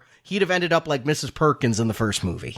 Right, which puts him right back into the same position he was at the beginning of this movie, which is a man on the run from the high table. Like, don't you kind of want that, though? Like, look, I didn't mind all our time spent in Casablanca and the desert, but yeah, this film set up a style and a pace from the first 20 minutes of it that kind of slows down. And so, yeah, let's get back into what I thought this movie was going to be all about. John Wick running from every assassin in the world. It should be mentioned that at the high table, John is given a new clean suit. It's almost like a rebirth. Like he's back in the fold. And this time he has a black shirt to show symbolically that his soul is now fully consumed by the high table. That is true. I was wondering how they knew he was going to show up and have a suit all tailored for him. But, you know, this is a crazy world.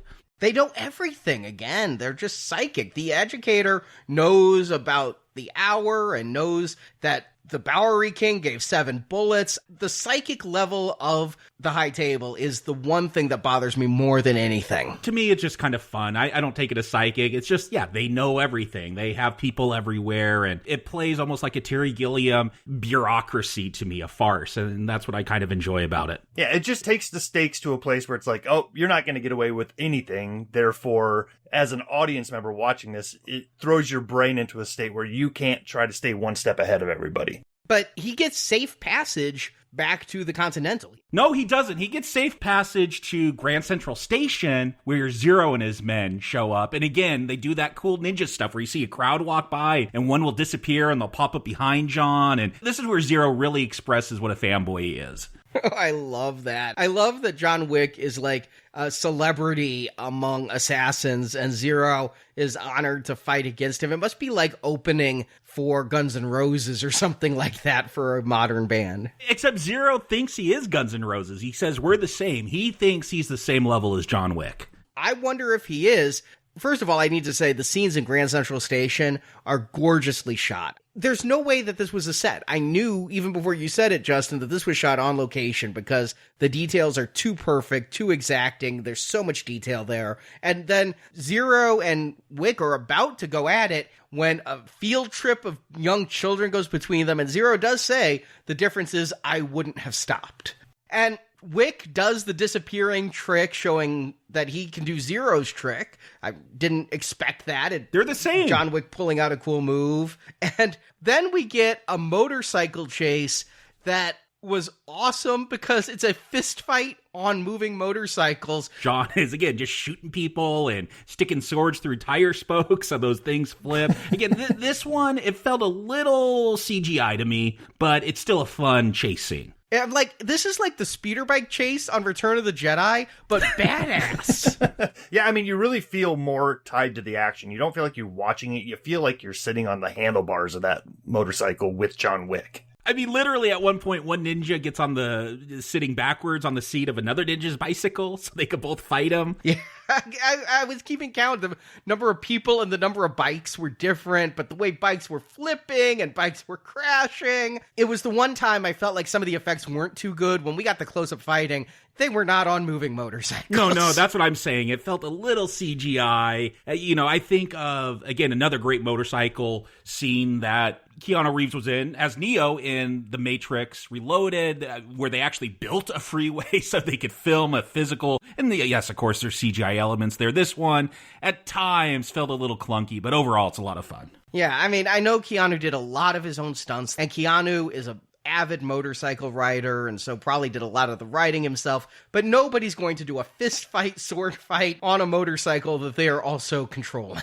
But it ends in a really funny way. Keanu slides into home. Yep, safe. Yeah, I love this. He puts his hand on the steps of the Continental, and Zero's about to take him out. And the concierge, like a character that I didn't know I liked so much until this film, he comes out and he's like, nope, even though he's excommunicado, there's still rules. You can't kill on company grounds. Playing tag as a kid, like, sorry, can't touch me. I'm home base. I kind of thought Zero might cut off his hand. Oh, yeah, well. The hand's safe, but the rest of you isn't. Skirting the rules.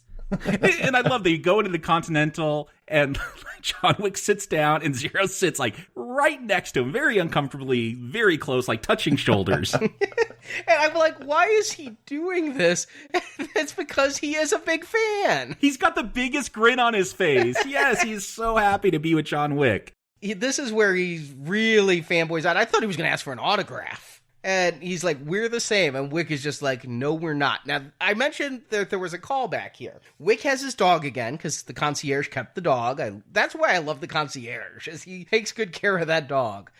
And when Wick goes to see Winston, he says, sit, stay. And the dog sits and stays. But what does Zero do? He sits back on the sofa, and he stays there. I took that as, you think you're the same as me, you're the same as my dog.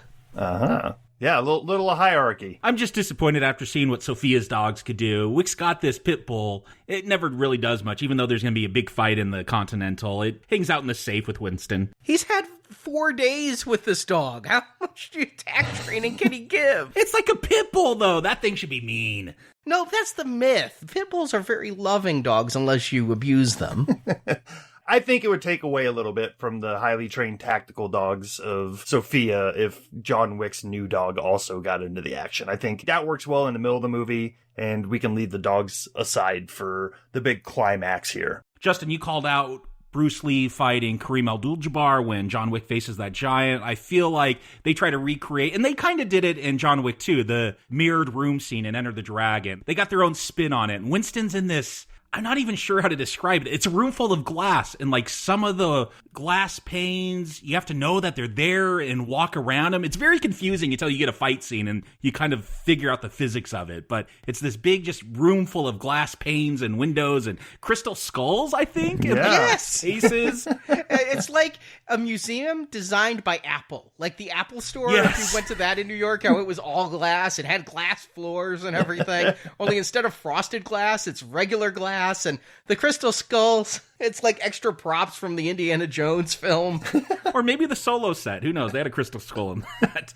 But Winston says, yeah, this is the room he uses when you want to see what's under the table. I am taking it, you can't hide any weapons or anything because everything's glass. There's even a floor below the floor they're on. So you could, I guess, look up and see if they're hiding anything. Yeah, now, did you guys understand where this room was? Because at first it looks like it might be at the top of the Continental because you're seeing city buildings outside, but I'm now thinking that was all just screens and this is somewhere deep inside of the Continental, not necessarily the top floor. I don't think the buildings we were looking at were actually there. I think this is a fortified room, not a glass cage on top of the building. It should be the roof of the building because you can see the sky out of the top, but later we're going to be on the roof of the building and you don't see this. So right. I think what Justin's saying is that the perimeter isn't windows, it's walls with screens and everything else is glass, but that doesn't make sense either. I think I just need like a schematic of the hotel, or maybe they can put the hotel in Fortnite so I can walk through it and see where this room is.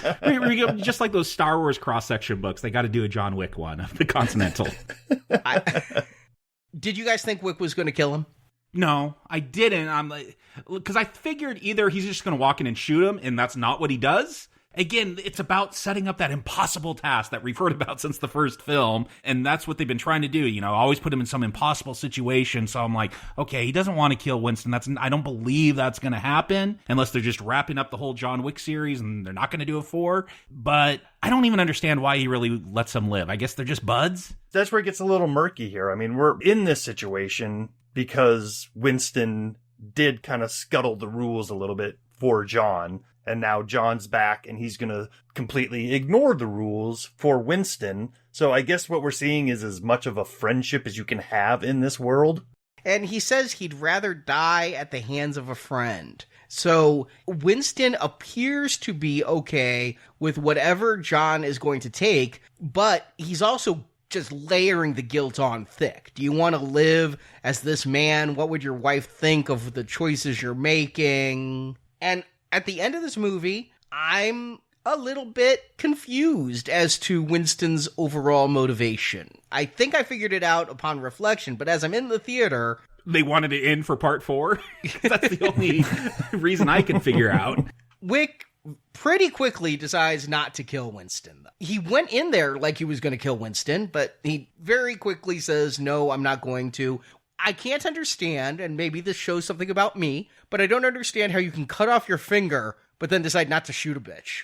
You know what I'm saying? I'm like, yeah, he's giving up his wedding ring, the reason he wants to live, to remember his wife. He doesn't have some grand plan in mind. Like, I'm like, okay, he must have something where they're going to kill everyone. And I think that's where, if we get enough sequels, we'll get that. You know, if you want peace, you got to prepare for war. And we've got 3 films now preparing for war. At some point, I think we'll get that, and that will be his ultimate out, but that's not this film. I can't understand if he went there thinking, when I get to Winston, we can figure something else out, but at least I'll be with Winston, because the Elder didn't offer him a deal he liked, or if he changed his mind about killing Winston because of the guilt trip Winston laid on him.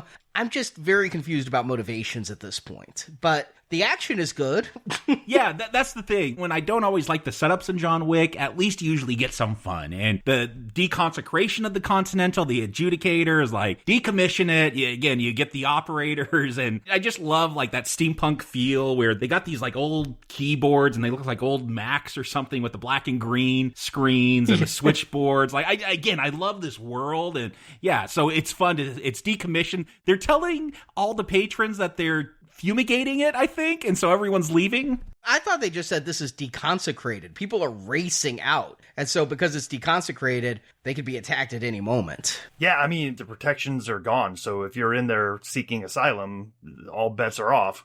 I did wonder if we were going to see mad chaos where, like, assassins are shooting each other because there's bounties on them and they could do it now. But no, you get a pretty big action scene, and I do feel like there's lots of shooting. I do feel a little bit let down because we've seen so much creativity when this high-table SWAT team comes in, and they're in this full armor. Again, I like the little details because they're in this armor. John and the concierge, like, he gets to actually do some action now. And I guess there's a whole team of concierge that grab guns and go shooting, but, like, John will, like, pull their helmets down and shoot them in the back of the neck because that's the only way to get them. I do like those little details. Yeah, you know we're getting near the end boss because now the thugs are harder to kill. You can't just pop them with one bullet. You gotta get some armor-piercing bullets or bigger guns. Yeah, they have to go back down and get these giant armor-piercing bullet rifles. No, shotguns. Is there armor-piercing pellets? I know there's armor-piercing bullets. I don't know how it works with a shotgun, though. Shotguns are just pellets that scatter. I don't know how you would make them so they have a point that goes forward. If they're piercing armor, just make the bullets out of that and use those. Those are much more accurate.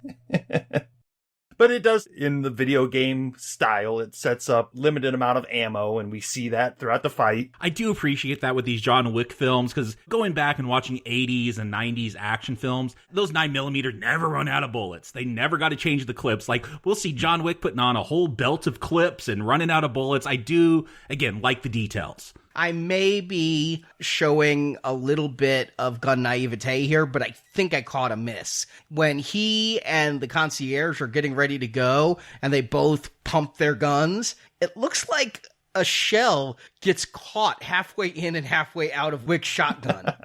It may have, but I like the sound design, too. Like, when they shoot those shotguns, you could hear those plastic shells, like, hitting the ground. Good sound work here.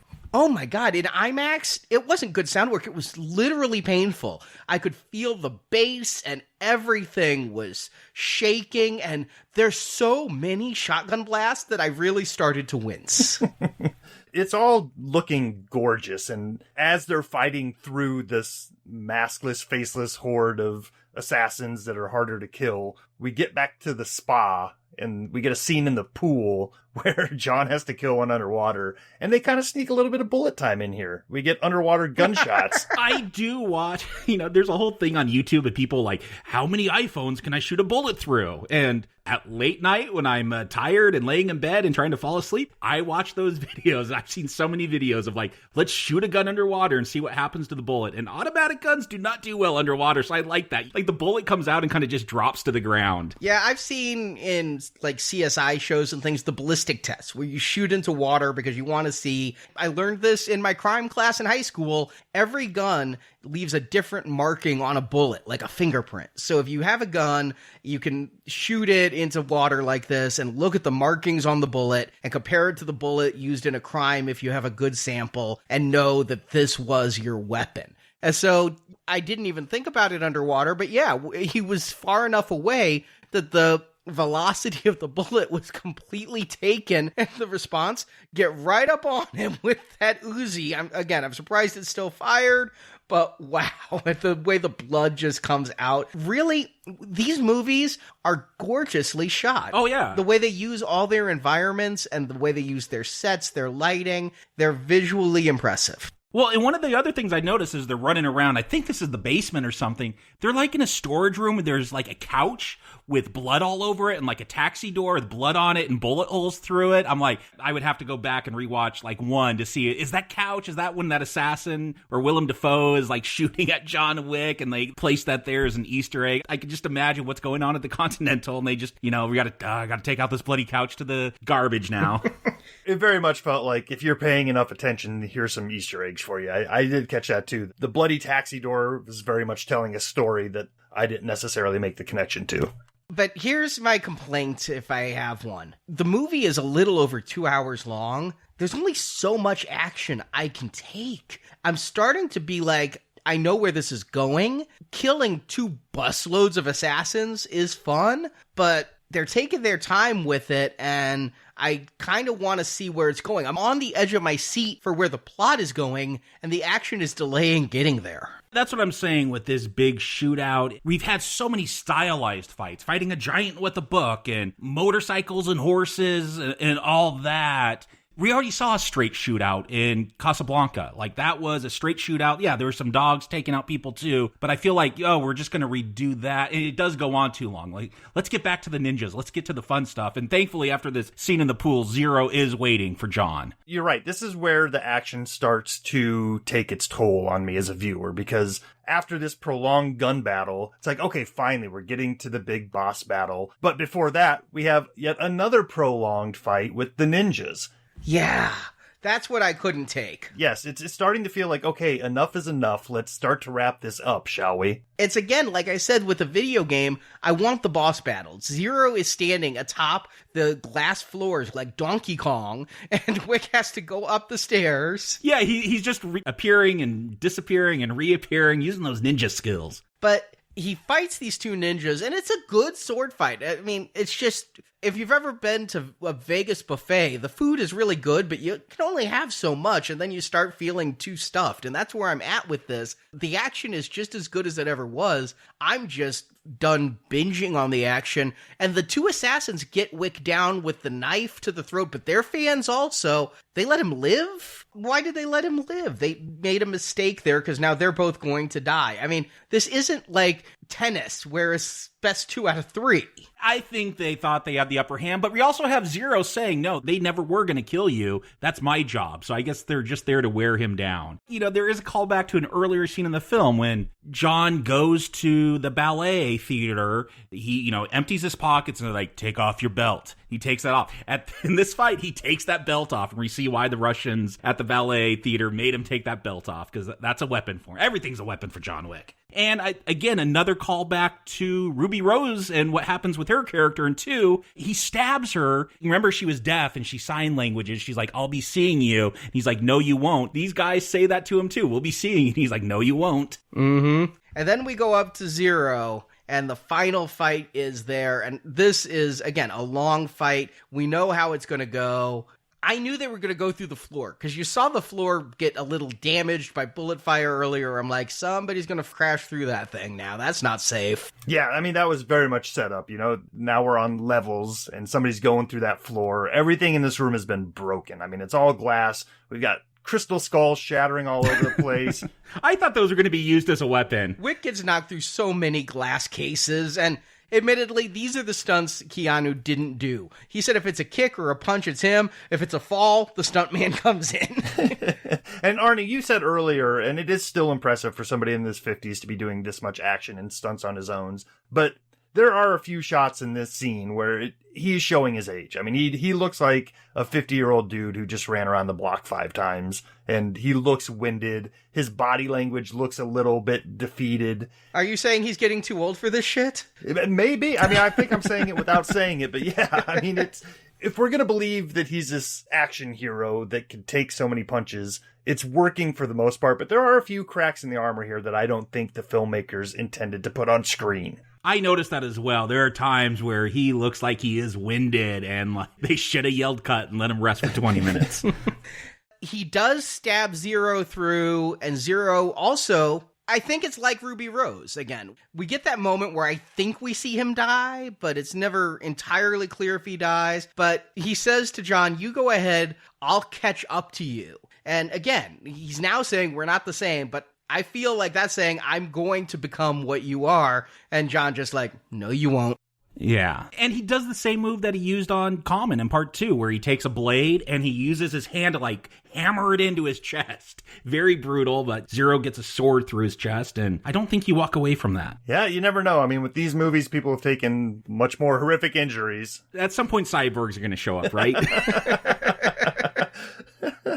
Or you just start watching The Matrix and it all makes sense. This is a very Matrix Reloaded ending. We're just going to talk it out, guys. Let's stop fighting. Let's parlay. John comes onto the roof too. Parlay. They let him out on the roof. And Winston is like, I want to keep my hotel. And the adjudicator is impressed. This was all a show of force so you could keep your position. But what about Wick? And Winston's kind of turning to John and like, don't worry, I got this.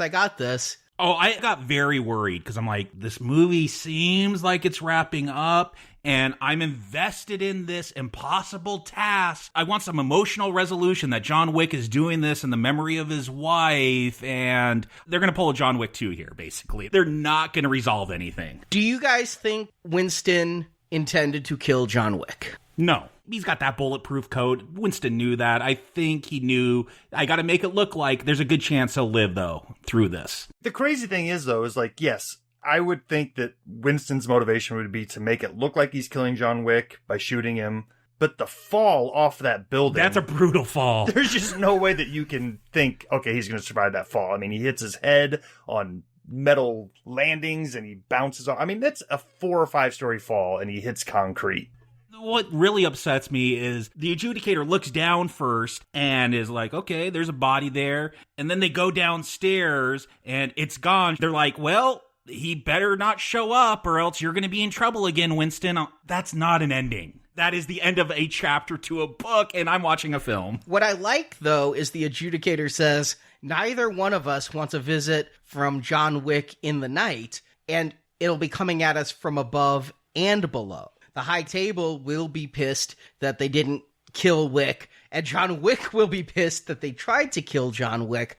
But isn't this going back on the deal that Winston set up? He didn't kill John Wick. The body is gone, so deconsecrate the place again and kill Winston. Like, that feels like what the high table should be doing. I kind of agree if you think the adjudicator is telling the high table the body is gone, which I'm not sure they are. The other thing is, why was Winston in trouble with the adjudicator for giving John Wick the extra hour? Because that's not the rules. He should have killed him, like I said. Right, yes. Why did he give John Wick that extra hour? Because they're buds. He likes John Wick. If he had killed John Wick to begin with, he would have never been in trouble. So he kills John Wick to get out of trouble. That takes away the entire reason he was in trouble, thus undermining the character. And then I'm like, wait a sec. He only shot him in the body. As shocked as John Wick was, you could have gotten a headshot. I think Winston knew that Wick would live? Yeah, definitely. I think he thought there was a better than 50% chance that he would live through this.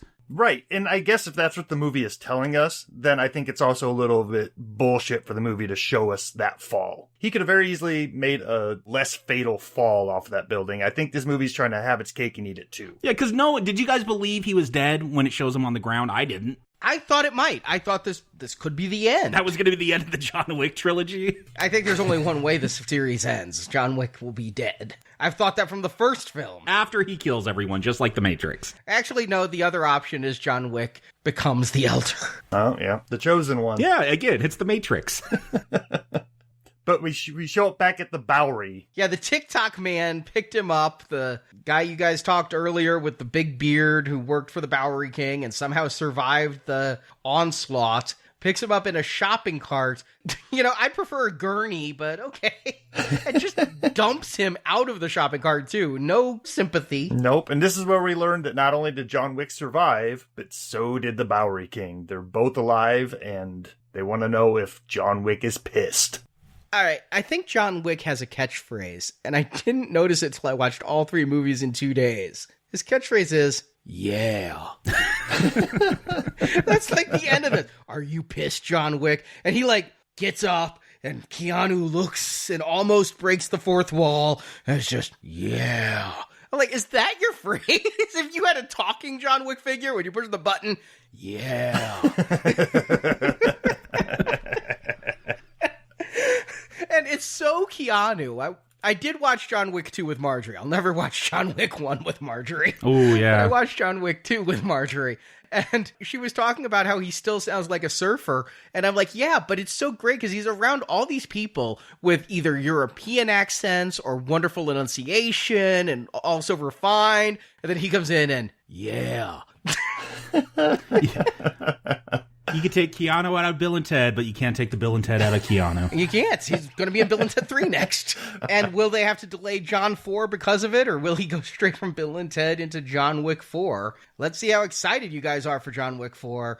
Justin, Jacob, do you recommend John Wick Chapter 3, Parabellum? Justin. I have such a weird relationship with this series because it was not something that I would have chosen for myself to watch, but I was pleasantly surprised by that first movie and was happy to leave it there. But then years later, we found out they're making a sequel, and I was like, all right, this will be fun to go back to. And I watched that movie and I enjoyed it. And then here we are again, just 2 years later, talking about John Wick once again. And it's a franchise that keeps pulling me back in, even though I'm not excited about going there. But while I'm watching these movies, I'm enjoying them. I mean, they're shot very, very well. I mean, I can't think of very many things they did technically wrong. They're gorgeous. The lighting in every one of these scenes is so well thought out. I mean, they've got red blue lights. They've got orange blue lights. They're using lighting to set the proper mood, and it just looks gorgeous throughout. And it's very competent with all the action. But what it's lacking is a story. The story here, I feel like, is enough for one movie. Or maybe a Netflix series. If they were going to tell the story over the season of John Wick on Netflix, over 10 episodes that are an hour long, I think you've got something here. But after I get done watching these movies, they keep dragging it on to try to get me to come back again, which is fine. I will. But it's not the story that keeps me coming back. It's the good action that I think is awesome. But like Arnie, like you said, a great buffet, you can only eat so much before you're stuffed. I mean, if I'm going to go skydiving and it took 2 hours to land, yeah, that first half hour might be exhilarating. But after a while, you're just like, all right, are we done yet? And this movie gets close to doing that. I never got so bored that I checked out, but it went right up to the line. It did. Like, by the time we're at the fight between John and Zero, I'm about ready to check out. I'm like, okay, I'm done with all the fighting. Let's wrap this up. But I think it walks that line, and it keeps the interest right there, right through the end. And it says, are you ready for another chapter? And if the answer is it's coming out next week, my answer is no, I'm not ready for another chapter. If we have another couple years, yeah, I might have a nice little bit of amnesia and be excited to ready to go back. But right now, I'm not ready to go back. I'm not excited about it. But for this movie, I still like it. If you've been along for the ride this long, I think it's an easy recommend because it ups the game on everything the other movies have done right. So yeah, I'm going to recommend this one with the tentative for a John Wick 4. Jacob. Yeah, Justin, you took one of my ideas. Is make this a Netflix series. If you're not going to give us endings, and I get it, chapters, you're reading a book, it doesn't include a story necessarily, but this is a film, it's a different medium, and it hurts it for me. I was into the emotion of John Wick trying to remember his wife and keep her memory living, and then no emotional resolution for that. It come back in 4, come back in 5, who knows? And that is frustrating. We've talked about that a lot on Now Playing. I know with Amazing Spider-Man, that was a big reason I didn't enjoy that film, because it seemed like here's a lot of setup for other movies, which I guess we got a second one, but we didn't get any after that. Here's the thing, though. I just decided, like Marvel, where it seemed like a lot of those Phase 1 and 2 Marvel films were about going after a shiny rock, and that wasn't the most engaging thing for me. It kind of bugged me, but when I go back and watch them now, I'm like, oh, they're fine. I know it's about a stupid shiny rock that they're all chasing, and I'll just move past that and enjoy the film for what it is. And I realize that's what John Wick is kind of doing. It's a series. It is not standalone films. I wish they were, because we're here to review movies, and I know this is a big reason why I didn't like part 2. It was just like, we're going to break the rules just so we can set up part 3. We're not going to resolve anything. And so it feels like, yeah, I'm just watching dominoes fall. I don't know it to what end, though. But as an action film, a big part of an action film are the action scenes, and you don't get too caught up in story and drama and all that when you want a good action film, and this has that good action stuff. So 2, I still a week not recommend, because I feel that has really bad pacing issues. It takes about an hour for that story to even kick in. That is the problem when you're doing this kind of storytelling. Is this chapter just setting something up for another chapter, or are we going to get something more self-contained?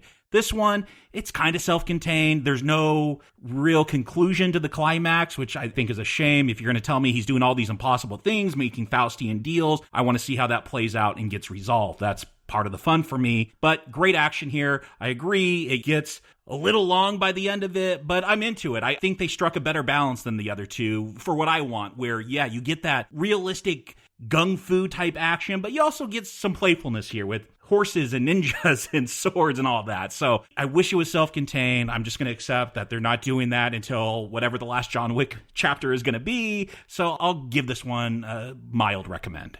Well, it's 3 recommends for this.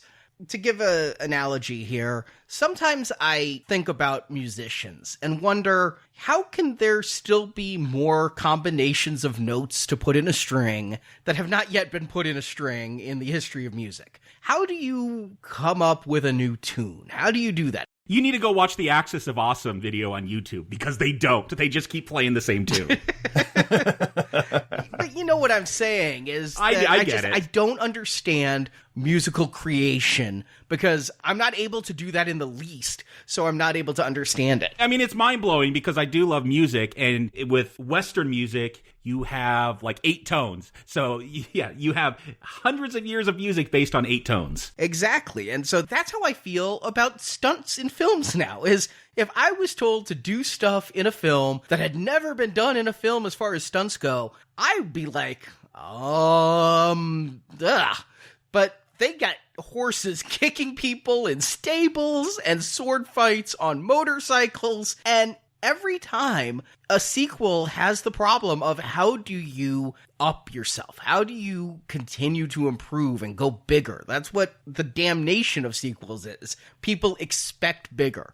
You know, in a TV series, you could have an episode that goes smaller and then another episode that goes big again. But in movies, because you're seeing one episode every 2 years and you're paying for that individual episode, they have to keep getting bigger. Stahelski and his team, including Leach. I mean, Leach is a producer on this. Those two are still working on each other's stuff. They still own their company together, even though Leach is off doing a film we're going to be reviewing later, Hobbs and Shaw. The other half of John Wick is in Fast and Furious this summer. Yeah, another series where they have to keep upping themselves. It's got Black Superman. Can't wait for that. But I am astounded how they're able to do all this and not make it feel repetitive. At no point did I think the action, maybe with the arm bends a little bit. Keanu has so many grapple moves he can do, and they do them regularly when he's hand-to-hand. And this could be amplified because I watched all 3 films in 2 days. But I never thought they phoned in the action. But like Justin, there was just a little more than my appetite for action could take. And I did want to get to the Zero fight faster. That was the one place where I'm like, there's still great action, but I needed the plot to move forward and not just stall while we watch more sword fights and things. And I do wonder, would this just be better as a Netflix series? I don't think they have an architected plot for all these films because they thought this one was going to take place years later. They thought they'd go into the creation of the coins in the last one. They're Lucasing it, making it up as they go along, but I'd like to know they have a plan to give us resolution someday. I don't care if it's chapter 10, but I need to know that Keanu is on board for that many installments. And I need to know that they're taking us somewhere. Because every time it feels like the next one would be the last one. It felt like this would be the wrap-up of a 3-act story. No, we're going to have a 4th act. And that feels like it's going to be the ultimate battle, right? I mean, it's got to be full-on war. Yeah, the Bowery King against the High Table. Then will it end like goddamn Chronicles of Riddick with Wick sitting on the throne? Like Riddick at the end of that film? Spoiler alert for a really bad film. You could hear about it in our archives. Yeah, I just don't know where this will go, but I like where it's going. It's definitely a recommend, and this is a series that I applaud because how often do we get to cover series that are original movies? All these franchises, it seems, are adapted from a source. John Wick was just adapted from what they would like to see in a graphic novel, but an original movie series that is a huge hit. And again, 50 million at the box office, #1 spot. Finally dethroning Endgame. Mm-hmm. It's an incredible achievement for an original IP. I admire this film for all it's created and all it's accomplished. I do feel like they're pretty consistent, though. I feel like I'm putting this one right there with 2. It is a series. It is a mini series. You can just keep watching so far and have a great experience. But I think home viewing would be wonderful because you could actually like watch an hour of this movie, walk away, kind of walk away from the buffet, let yourself get a little hungry again. Catch your breath. And then go back. I think we're all saying the same thing. If we knew that this series had a definitive end that they were going towards rather than waiting to see what the box office told them to do next, we would all be a lot more into the ride. But right now it seems like, okay, I'm on the ride, but I can't see the end of the track. So am I still got my arms up screaming in joy? Or am I just kind of sitting back saying, all right, I'm ready for this ride to end? But that's very existential and overthinking. This movie is enjoyable at the time. Yes, very much so. But we keep comparing it to a TV series. When we ended John Wick 2, they were talking about doing a TV series for Starz, The Continental. I thought this movie might set it up. I have come to love Ian McShane from this series. I've then seen him in American Gods and some other stuff. This is an actor I really like, and he does a lot of prestige television. I thought maybe he would do a Continental TV series. Yeah, he did Deadwood. Yeah. But he also did that Hellboy with that really bad CGI. Yeah. But the TV series is still in the works, and Keanu and Stahelski are both involved. They have ideas that are going to be very different, but yet tied with the universe. But they might be stretching themselves a little thin because they've also announced a ballerina television series. Based on the ballerina in this film? Based on the Academy here. Oh, boy. Wow. Here's the weird thing. Shay Hatton is one of the 4 credited writers on this movie, and this is the first screenplay credit he has. Before this movie was made, in 2017, his ballerina TV series was sold to Lionsgate. And then he became a co-screenwriter on Parabellum, which just so happens to introduce a ballet academy. So it's almost like he had an idea for a TV series and got in with the John Wick people, and they're like, let's tie this together. Kind of like when you hear our review of La Llorona, we felt like that did to the Conjuring universe, a backdoor tie-in, that it was created backwards instead of forwards. See, I think the universe they created here works very well in service of John Wick. I don't know that it works well enough to be a standalone universe. Yeah, that's the thing. I love this universe. I love all the quirky mechanizations of it. But yeah, if they can't keep up this level of action, and it's TV, maybe if it's HBO or whatever, premium cable, they could do something like this. But look, I tried watching that Punisher Netflix series, and it's a lot of people standing around talking, and then like 5 minutes of shooting at the end of each episode. They can't afford this type of action, and that would be my worry, because you take the action out of John Wick, I don't know if I want to just watch a series about the operators. I could see it being a totally different flavor, more intrigue, more mystery, and because Keanu is involved as a producer, I could even see him showing up, you know? Like, John Wick could cameo in these series, but these movies are good. All 3 movies I recommend. I say watch them all, but I hope they don't ruin it by trying to be too big. 2 television series and an infinite number of movies. It sounds like it could spoil something that thus far I feel is special. I mean, 3 movies. It's gotten 8 out of 9 recommends. I think it's just doing great, and they shouldn't ruin it. I can very much agree with that. And I guess that's what I'm talking about, where I don't want this series to be dictated by its success at the box office. I don't want other people to get their hands on it just because there's a buck to be made. Mm-hmm. But we will put John Wick to rest for 2 more years. We'll be back in 2021. I hope we're back. I hate cliffhanger endings, damn it. Yeah, especially with a film. I expect that to be a complete story. So, you know, this might be a 16-hour complete story by the time we're done with it. I do want to see some resolution. And again, I'd be better with it if they did it like Lord of the Rings. Like if I knew they were just filming back to back to back, like Infinity War and Endgame. You know, my comparison, right now it's like Twin Peaks The Return. Episode to episode, I'm intrigued. Oh, I want to see how this all gets wrapped up and resolved. And then it doesn't. Yeah, that's an analogy that gives me nightmares to this day, and not in the good way. Yes, don't be Twin Peaks The Return.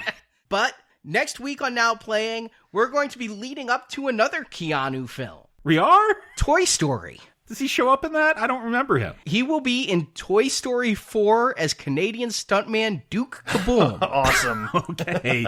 I think that'll be an interesting series. I don't know where you stand with it, Arnie, but you and me both coming from that collecting background, I do feel like it's a series that kind of becomes a reflection on growing up with toys and collecting and what that means to you. I am a newbie. I saw Toy Story 1 in theaters once with Stuart, and that's it. All right. Never saw sequels, never saw TV series. This is new to me. I imagine these days that would be a pretty hard person to find. Yes, it would. I just never saw any of them. But yes, we're going to be doing that with a couple of theatrical breaks. We got Dark Phoenix coming up, but we're leading up to Toy Story 4. And this Friday, our Lethal Weapon Platinum series continues with Lethal Weapon 2, another movie full of action. Yeah, it's the crossover one, part of the Summer of '89 and Lethal Weapon. So we hope you can join us on those shows. Toy Story is on the main feed, free for everyone. Lethal Weapon 2, a donation show that you can find out all the details about all of our donation series, the good, the bad, and the ugly. Is there ugly to our donation series? Or bad? That may be even worse. There's no bad. It's all good, people. I meant the actual movie, the Sergio Leone films. Oh, the movie. The Man with No Name trilogy. I know. And I think there will be good, bad, and ugly in our 1989 retrospective series. And finally, Lethal Weapon. And yeah, we've got some upcoming continuations too. Men in Black, Child's Play, more toy movies coming out the same day as Toy Story 4. Counter-programming there. All of the details are at nowplayingpodcast.com/donate. And Justin, Jacob, thank you for joining me. Till next time, no more guns, John. No more bullets. And how about no more TV series? Yeah.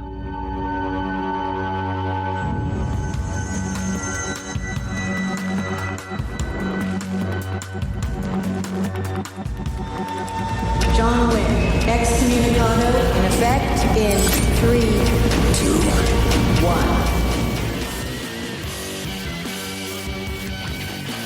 Thank you for listening to this episode of Now Playing's John Wick Retrospective Series. We hope you've enjoyed the show. Well played, old friend. For more movie review podcasts, visit the NowPlayingPodcast.com archives. There you'll find hundreds of film reviews, including Die Hard, the Jason Bourne series, Constantine, Kingsman, Machete, the Marvel Comics movies, and more. And come back each week for another new movie review. You got out once. You dipped so much as a pinky back into this pond. You may well find something reaches out and drags you back into its depths. Now Playing relies on listener support to keep operating. Let's go to the vault. We have released over 150 donation podcasts through our Podbean page. Available there are series like The Matrix, the Quentin Tarantino films, Planet of the Apes, Jurassic Park, Aliens, and much more. Links to our Podbean page are available from nowplayingpodcast.com. I need your help. After this, we are less than even. You can also join our Podbean crowdfunding campaign to help our show grow. Patrons of $10 or more get a new exclusive movie review every month, plus even more perks, including one where you can pick a movie for our host to review. Find the details on our website. You have no idea what's coming to you. Also at nowplayingpodcast.com/book, you can order Now Playing's film review collection, Underrated Movies We Recommend. This book has 125 reviews about films you probably haven't seen, but you should. Oh, and remember, you owe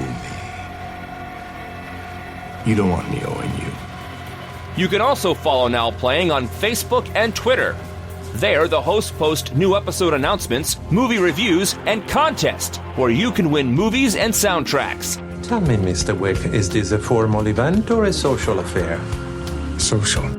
You can also help out Now Playing by leaving us a 5-star review on iTunes. A link to Now Playing's iTunes listing can be found at nowplayingpodcast.com. I'll try and do the same. Now Playing's John Wick series is produced and edited by Arnie Carvalho. Sometimes you gotta cut 'em up. Associate produced by Jason Latham. You do realize that I'm management now, right? So I don't go around shooting people in the head. Now Playing's John Wick series credit narration by Brock. Shall I announce you? Yes, please. The John Wick films and all the audio and music used in this show are the property of their respective copyright holders, and no infringement is intended. Mr. Wick broke the rules. Do you understand the repercussions if he survives? The opinions expressed on Now Playing are those of the individual hosts and may not reflect the opinion of Venganza Media Incorporated. What he said. Enough. Now Playing is a Venganza Media production, copyright 2019, and no part of this show may be reproduced, repurposed, or redistributed without the written permission of Venganza Media Incorporated.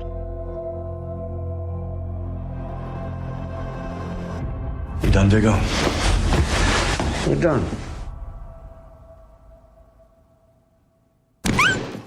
And he has to do the tables build. No, he doesn't have to do construction for the building? table. Is he building a table?